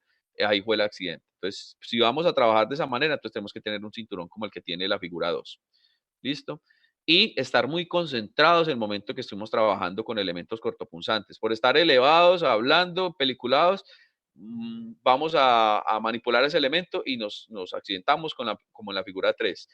Y jamás desplazarnos con elementos como tijeras, como va en la figura 4, moviéndonos por toda la casa. Le dijimos a la persona que nos prestara el baño, la persona dijo que sí, y nos metimos las tijeras así hacia arriba en el bolsillo y nos ponemos lo primero nosotros o otra persona. No gesticular, la figura inferior, la primera a la izquierda. Lo que les decía ahora, los residuos. Cuando vamos a transportar residuos, tenerlo alejado de nuestros brazos y nuestras piernas. Y en las últimas dos figuras queda claro cómo debo de guardar o conservar esos elementos dentro del bolso o dentro de el maletín o la maleta que están cargándolos. Tienen que estar organizados, no pueden estar en desorden como está donde dice no, sino que tienen que estar bien organizados en el bolso o en la maleta o donde usted los esté llevando. Dentro de las fundas, lo cortopunzante y separado las tijeras, separado las máquinas, bien organizado, ¿sí? Usted cuando llegue al sitio de trabajo no tenga que ponerse a inventar dónde estará esto, no. Que usted ya sepa, tenga muy claro y eso habla muy bien de usted. Cuando el cliente ve que usted va sacando todo y lo tiene todo bien organizado, eso habla bien de usted como profesional. Seguimos con los factores de riesgo. Los eléctricos. El factor de riesgo eléctrico es siempre en una vivienda va a haber factor de riesgo eléctrico, como siempre en las casas de ustedes y en las casas del cliente. Entonces, el factor de riesgo eléctrico, porque como vamos a manipular elementos eléctricos, entonces el factor de riesgo siempre va a estar presente. Y hay dos factores de riesgo, el directo y el indirecto. Entonces, el directo, ¿cuál es? Cuando hay enchufes rotos, cables o aparatos en mal estado, conexiones mal realizadas. Usted inmediatamente, la persona dice, venga, ¿dónde puedo conectar esta máquina? Y la persona le muestra, lo puede conectar ahí. Y usted en el solo momento que ya fijó sus ojos en ese enchufe, ya sabe que ese enchufe está en malas condiciones. Incluso hay unos quemados por fuera. Vienen dobles y usted sabe que uno de ellos hay un corto porque está lleno de humo. ese tipo de conexiones no las debemos utilizar, porque podemos generar, podemos tener un problema por contacto directo. ¿Tienen alguna pregunta? ¿No? Entonces seguimos.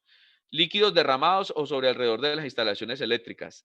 El mejor enemigo, el mejor amigo de la energía es el agua. ¿Por qué? Porque el agua es un excelente conductor de energía. Entonces, tener muy en cuenta esto cuando estemos prestando el servicio, que si tenemos cables, la peor que podemos hacer es tenerlos cerca a fuentes de agua.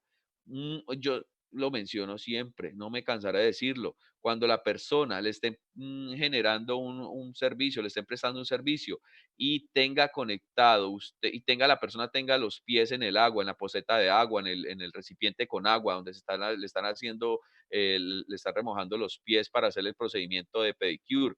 Es el peor sitio para que vaya a caer un secador, una máquina de cortar cabello. Es el peor sitio, porque en ese momento se va a producir una electrocución de la persona en la parte de sus pies. Entonces, mucho cuidado. La manipulación. Perdón, una pregunta. Sí. Cuando se le está haciendo pedicure a una persona o manicure y otra persona quiere cepillarle al mismo tiempo, ¿puede hacerse o no se puede hacer? Bueno, la persona la está cepillando y le van a hacer, ¿estás con los pies sumergidos en el agua o con las manos sumergidas en el agua mientras que le hacen el blower? No, no se debe combinar el uso de elementos eléctricos con pocetas de agua, ¿sí? En el momento que ya se retire la poceta de agua, se puede hacer el procedimiento, pero mientras que la persona tenga los pies dentro del agua, lo peor que puede suceder es que el secador termine dentro del agua, la máquina termine dentro del agua, la plancha del cabello termine dentro del agua, ¿sí? Entonces, Perdón, evitar. otra pregunta. Sí, sí. ¿Qué tan riesgoso es el electrodo para No esta conduce que uno clase esté de uso? cepillando y que la persona esté con los pies en el agua, no pasa nada. No hay corriente a través, digamos, del cabello que se está generando calor con el secador o con la plancha. No, ahora vamos a hablar del arco eléctrico.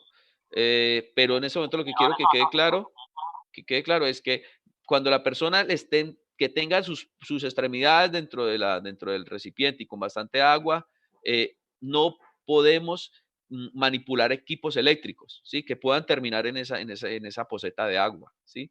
Por favor. Porque cuando ya retiremos el agua, bien pueda hágale lo que quiera. Y si le quiere hacer las dos cosas al mismo tiempo, pero que no haya una poceta de agua allí. En el momento que caiga ese secador, esa máquina dentro de esa poceta de agua, ¿qué va a pasar con el cuerpo de la persona? ¿Qué creen ustedes que pase? Se electrocuta. Exacto. ¿Y usted qué va a hacer? ¿Usted qué va a hacer para solucionar el tema? Cuando ve que esa persona está ahí como en el Chavo, que todos No, pero es que la terminan en el persona está en una posición en que los pies quedan retirados de la cabeza. Entonces esa era mi inquietud. O sea, si se Los resbala, pies quedan en el extremo de allá por y eso le el digo, secador está en la punta de atrás. bueno, O sea, entonces, sí se puede hacer, pero es un factor de riesgo alto, es lo que él quiere decir. sí, lo importante es, bueno, yo voy a trabajar. Por eso es muy importante la ubicación del sitio. No dejo de recalcarlo. El sitio que usted elija para trabajar puede ser la diferencia en que otra persona se muera o no se muera, que se electrocute o no se electrocute. ¿Por qué? Porque si yo el punto que la persona que me dice que va a trabajar es un punto de alto tráfico de personas dentro de la vivienda, al lado del comedor, al lado de la cocina, es un factor de riesgo alto, porque si una persona sale y me lleva por delante la mano, ese secador va a caer. ¿Y dónde va a caer? Desgraciadamente va a caer donde la señora tiene los pies en el agua. Entonces, el punto que ustedes elijan para trabajar, que sea cero flujo de personas, ¿sí? Y se le advierte a la persona que por acá no vaya a pasar nadie. ¿Y precisamente por qué? Porque vamos a trabajar con agua y manipular equipos eléctricos. Entonces, cualquier persona que pase por acá, incluso una mascota, esos perros grandes que mucha gente tiene en las casas, y esos perros grandes son como todos amables y saludan a la persona que llega con toda familiaridad y se le tira encima. Ese perro en cualquier momento pasa por el lado suyo o se le lanza encima y lo hace caer, y ese secador va a salir volando, esa plancha va a salir volando y va a caer en esa poceta de agua, y no es culpa suya, ¿sí? Es culpa de la persona que la llevó por delante o el perro que la acabó de empujar, y esa persona igual se va a electrocutar, así no sea culpa suya. Entonces, Qué pena. ojo con el sitio. Había una mujer que iba a preguntar sobre algo del electrodo, pero la interrumpieron. Eso. Había algo. Sí, es para calentar el agua. Sí, estaba preguntando y en ese momento la Bueno, interrumpieron. ¿ustedes cargan, la mayoría cargan electrodos para calentar el agua? Sí.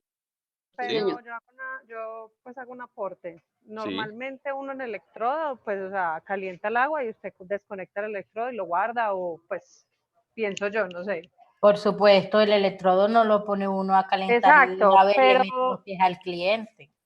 Exacto, o sea, realmente pues yo pensaría que ahí en ese momento no habría ningún riesgo, porque usted no va a decirle al cliente meta los pies con el electrodo allí, ¿no? Hay que utilizar es la lógica. Exacto. Bueno, sí, la lógica. En Pero hay mi gente que dice caso, que yo sí- utilicemos, hay gente que dice Qué que es que pena. el sentido común lo dice, pero acuérdense que el sentido común es el menos común de los sentidos. Entonces, tengan en cuenta eso. Que para lo que usted es claro que no se debe hacer, pues para otra persona no es tan claro, ¿sí? En mi Para caso, ganar yo tiempo. sí, qué pena, Sí, yo. En mi sí, caso, sí. yo sí dejé de usar electrodos porque, o sea, puede que uno lo sepa usar y que tiene que estar dentro del agua, pero aún así, el electrodo causaba muchos accidentes. Estando dentro del agua y totalmente mojado, a veces se calentaba ahí, me quemaba los tarros, me pasaron muchas cosas. Entonces, yo dejé de usar y yo lo que hago es, voy donde el cliente y yo le pido que caliente agua porque es más seguro que conectar ese electrodo. Lo que pasa es que el electrodo mal manejado termina derritiendo el recipiente si es de plástico, ¿sí? Eso ha pasado mucho. Entonces, tenemos que tener en cuenta eso, que trabajar de la mejor manera, pero ahora vamos a llegar también al otro tema, a las quemaduras. Ahí es donde hay que tener también cuidado. Entonces, mucho cuidado con todo eso que les dije. Enchufes rotos, identifíquelos. Usted de una vez enchufe roto, le dice la persona, vea, por favor, no podemos trabajar con el enchufe. Cables o aparato de mal estado, de una también, de una. Se le dice a la persona, no podemos utilizar ese cable, no lo podemos utilizar porque pues está en malas condiciones. No hay otro que pueda conectar, por favor. Venga, ya son las 12, pero acuérdense que empezamos 20 minutos después, entonces qué pena con ustedes, pero el almuercito tiene que esperar. ¿Queda claro? ¿Sí? No Por hay favor. problema, sigamos. Bueno, tocó almorzar No hay tarde. problema, tranquilo. Bueno, van comiendo ahí, ustedes sí pueden comer. Ustedes afortunadamente sí pueden comer, yo no. Bueno, me guardan un poquito. Bueno, conexiones mal realizadas, líquidos derramados, bueno, todo eso hay que tenerlo en cuenta. Esos son riesgos de contacto eléctrico directo y son muy comunes dentro de las viviendas. Y el Perdón. indirecto, sí, Yo voy a hacer un aporte con respecto al electrodo que todas las niñas usan.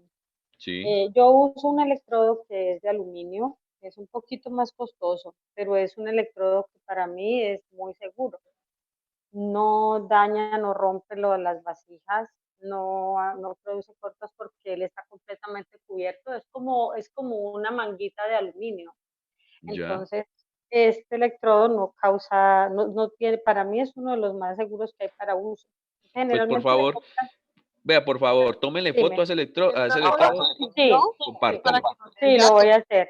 Eso se consigue, aquí en Cali se consigue en cualquier ferretería. Yo lo simplemente estuve pregunto buscando qué es y un no lo electrodo de encontré. aluminio. Voy a tomarle fotico y los voy a compartir. Súbalo, por favor. Y ya la persona como se va a meter a Google, busca, le da electrodo de aluminio hasta que le salga la imagen del que tiene la señora y ya busca el proveedor. Listo. Porque yo lo busqué en varias ferreterías y no lo hallé. Bueno, pues esperemos ahora Gracias. que cuando da la foto, ahora sí nos vamos a guiar bien en Google. Bueno, contacto eléctrico indirecto. Así como hay contacto eléctrico directo, así hay contacto eléctrico indirecto. Y este también es igual de peligroso. Entonces, cuando entramos en contacto con masas, ¿sí? Accidentalmente puestas bajo tensión. No sabemos que hay por ejemplo, en diciembre es muy común que pasen este tipo de accidentes con las instalaciones que le ponen a los árboles de Navidad. De hecho, muchos niños terminan muertos, lamentablemente, porque entran en contacto con esas conexiones en esos árboles de Navidad. Entonces, hacen masa en cualquier momento y la persona sufre el choque eléctrico. Eso normalmente pasa cuando hay defectos del aislamiento de los cables. Cualquier elemento eléctrico debe tener un protector. Eso es, pues uno dice que es de lógica, pero hay personas que no lo ven tan lógico. Todos los elementos eléctricos tienen que tener protector. Y dispositivos de corte tienen una tensión limitada. Hay un reglamento electrónico para baja tensión, ¿sí? Hay unos equipos que cuando uno los compra dicen a qué amperaje tiene que estar máximo de contacto, ¿sí? sobre todo, por ejemplo, con el tema de los cargadores de los celulares. Ellos tienen ellos lo que hacen es cambiar una corriente a baja corriente, porque si no el equipo termina quemado. Esos equipos, les voy a compartir también el video donde esos equipos, esas marranitas que le llaman ustedes, o esos cargadores, terminan generando accidentes, electrocuciones, incendios dentro de las casas, dentro de los hogares.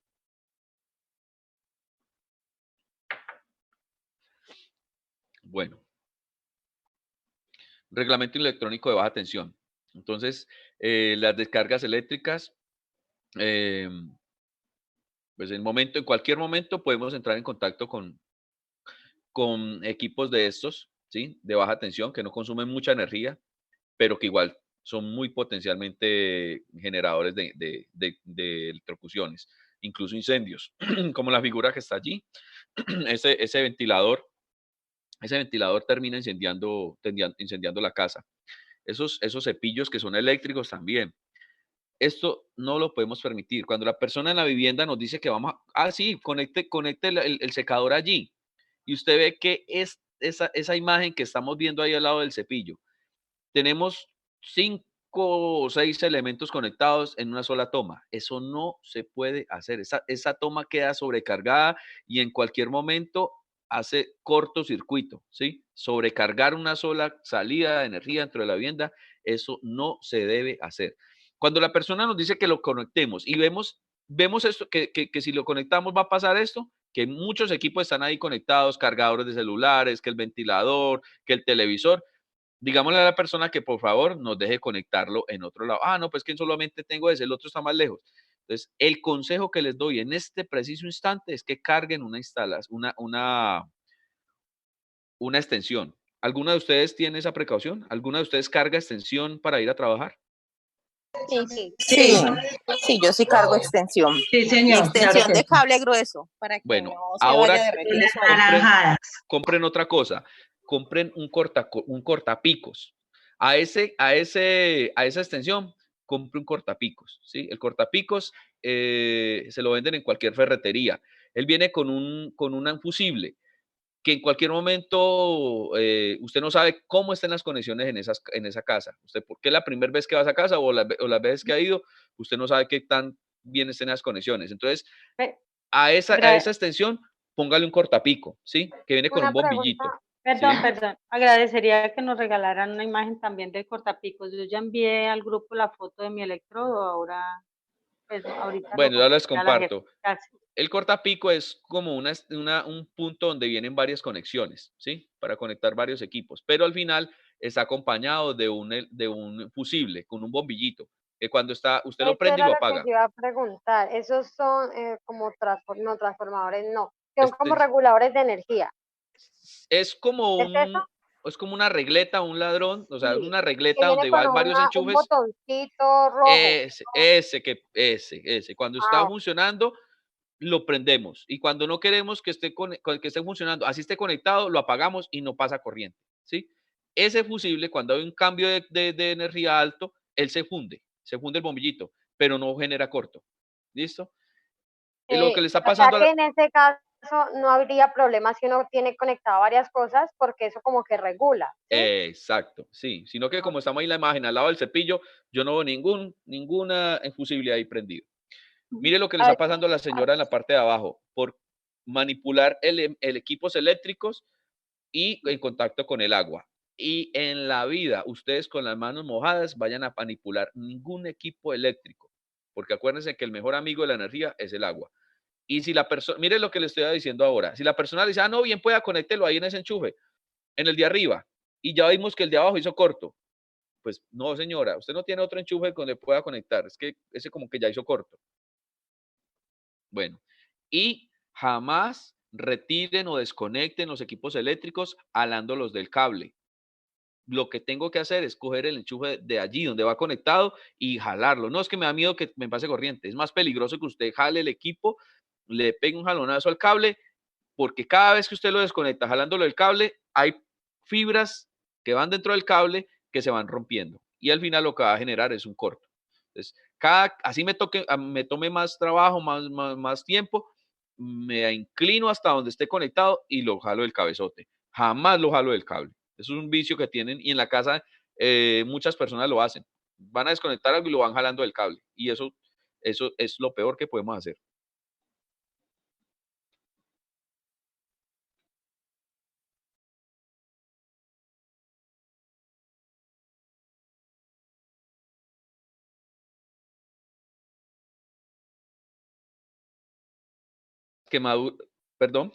Quemadura por arco eléctrico. Este tipo de quemaduras son igualmente de mortales o más mortales incluso que contacto directo e indirecto.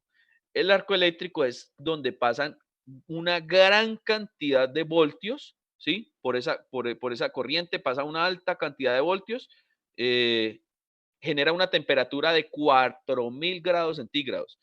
Usted imagínese, si el agua caliente a 60 grados ya quema, imagínese usted una temperatura de 4000 grados centígrados. Lo que normalmente genera estos arcos eléctricos son quemaduras grandísimas. El cuerpo no alcanza a soportar que pase el arco eléctrico que lo atraviese. Normalmente esas personas lo que sufren son quemaduras y las casi quemaduras, el 100% son quemaduras de tercer grado. Entonces, la idea es tener mucho cuidado cuando dentro de que vayan a trabajar, estén haciendo actividades de soldadura, ¿sí? No, cuando estén haciendo actividades de soldadura, no, aquí no podemos trabajar, mire, hasta que no terminen de soldar esa puerta no podemos trabajar, porque es que cuando están soldando, lo que hacen es directamente conectarse a la corriente como va pasando por la calle, ¿sí? No sirve la corriente de la casa a ese amperaje, sino que bajan la corriente como está pasando por las cuerdas. Y esa es la que genera temperaturas hasta de 4000 grados. Entonces, por favor, cuando estén soldando dentro de las viviendas, no podemos trabajar, ¿sí? Hasta que no terminen de soldar, es mejor no trabajar. Y como la corriente es tan alta, entonces doble problema, porque la víctima normalmente es expulsada y donde caiga va a quedar con un trauma, una fractura, ¿sí? Lesión de oídos y trauma cerrado por el golpe. Contacto eléctrico, riesgo eléctrico, ya vimos. El contacto térmico es otro problema eléctrico. ¿Qué temperatura alcanza la plancha? ¿Quién me dice? Hay algunas de 45. 400. 400 que diga. 45 no pasa nada. 400 sí. 450. 450. Sí, señor. O con eso, usted, si usted no está concentrada cuando esté o concentrado, cuando esté haciendo la actividad, usted puede terminar quemado y una quemadura a esa temperatura puede ser incluso de segundo grado, ¿sí? Hasta de tercer grado, si me expongo mucho tiempo. Normalmente terminan en segundo grado, ¿sí? No solamente quema la parte de la piel, sino que involucra la parte interior de la piel, entonces de segundo grado. Entonces tengo que estar muy concentrado cuando esté manipulando este tipo de elementos, de 400 hasta 450 grados. Bueno. Salpicaduras de líquidos y sustancias que se encuentran a altas temperaturas. Como estamos trabajando en las casas, ¿sí? Muchas veces nos ubican cerca donde están cocinando, ¿sí? Entonces, esos líquidos, esas sustancias, esas salpicaduras, ¿sí? Nos tocó al lado de la cocina donde están fritando chicharrón. Ese chicharrón, esa carne de cerdo, esa piel, eso en cualquier momento estalla y vuelan partículas de aceite para todas partes y nos pueden caer a nosotros. La manipulación incorrecta. Puede salpicarnos la cera caliente. Ahí lo dice, mire, la cera. Dice, altas temperaturas de la cera u otros elementos. La cera las puede quemar a ustedes, pero también termina quemando al cliente. Entonces, ojo con eso, ojo con manipular elementos, sustancias a altas temperaturas.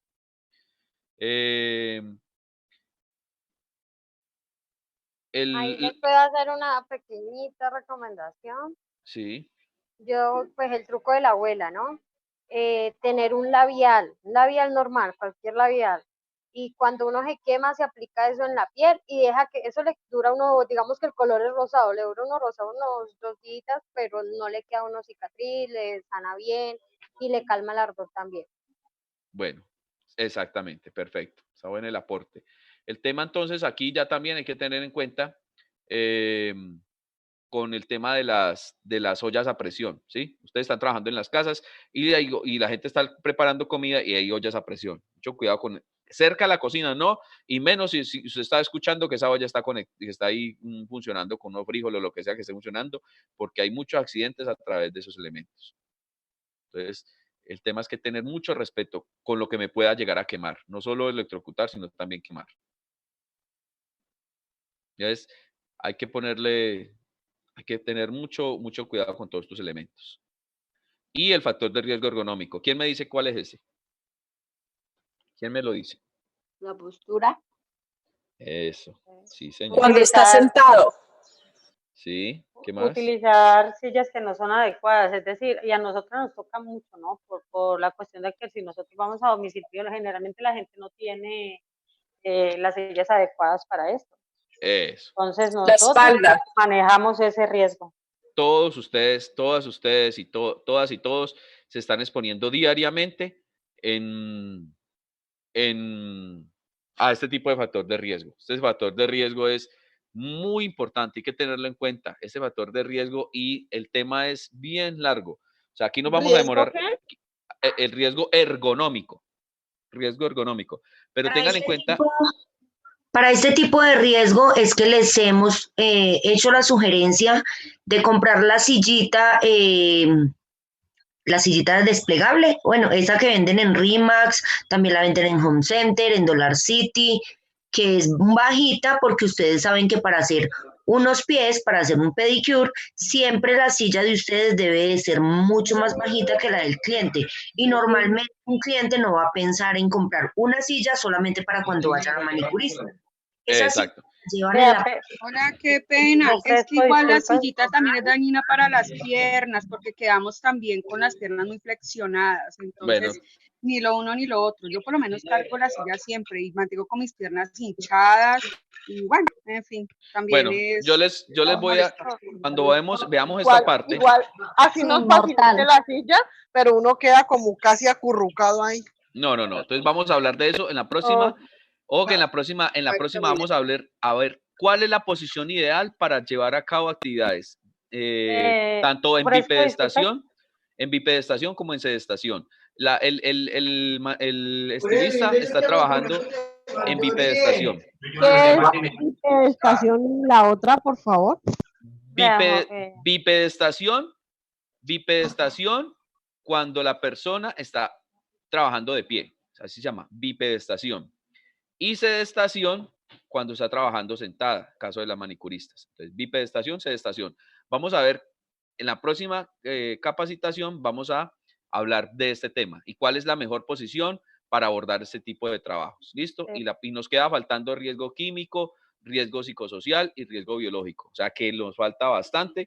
Lo importante, a mí lo que más me preocupa es que ustedes tengan claro todo lo que vamos viendo, que les vaya quedando bien claro, ¿sí? Que no queden dudas, que usted no, yo no entendí, pero es que me da pena preguntar. No, si usted no pregunta, de pronto la duda que usted tiene es la que tienen otras 50 personas y pasamos por encima. Perdón, y el peso de la maleta también es importante. Todo eso es importante, por eso es importante, o sea, la parte de ergonomía es el camino que nos falta, es largo y culebrero, y hay mucho tela de donde cortar con el tema de ergonomía, y es un tema que la gente normalmente no tiene en cuenta, en ninguna parte, ni siquiera en los salones de belleza o en las estéticas. ¿Sí? Perdón, vea, aquí les estoy en mi imagen, estoy mostrándoles el electrodo que tengo yo, es este. Es muy bueno, ¿no? Perdón que me haya salido un poquito el tema, pero no había encontrado la manera de compartirles. No sé si lo están apreciando allí. Este es el electrodo que yo tengo y que yo uso, y la verdad es que hasta ahora ha sido muy bueno, no he tenido nunca accidentes con él. ¿Y dónde lo compraste? ¿Te acuerdas? Este yo lo compré en las ferreterías aquí en Cali. ¿Cuánto te costó y más o menos cuánto costó te dura? alrededor de 5.000 pesos. No, este electrodo no se daña, compañera. Este electrodo es de que usted lo tenga bien sumergido. 5.000. 5.000 pesos. Carísimo, carísimo. Carísimo, no, porque no se daña. O sea, si usted compra uno de los que son más económicos, usted va a tener que estar comprando cada ratito. ¿Y en las vasijas plásticas se puede utilizar? perfectamente Claro, con yo el lo estuve plástico. preguntando Con el en plástico. Las de aluminio tampoco se recalientan. Esto no se daña, no se recalienta, no nada. Es muy bueno y es muy, muy, muy seguro. No Y se pregunta produce así riesgo porque eléctrico. yo lo pregunté y Sí, nunca lo encontré. sí, electrodo eléctrico. Igual, metálico, perdón. Es un electrodo metálico. Bueno, está bien, súper muy que hayas amable, compartido esa gracias. información. Igual las otras personas que vayan compartiendo los que también hablaron en su momento.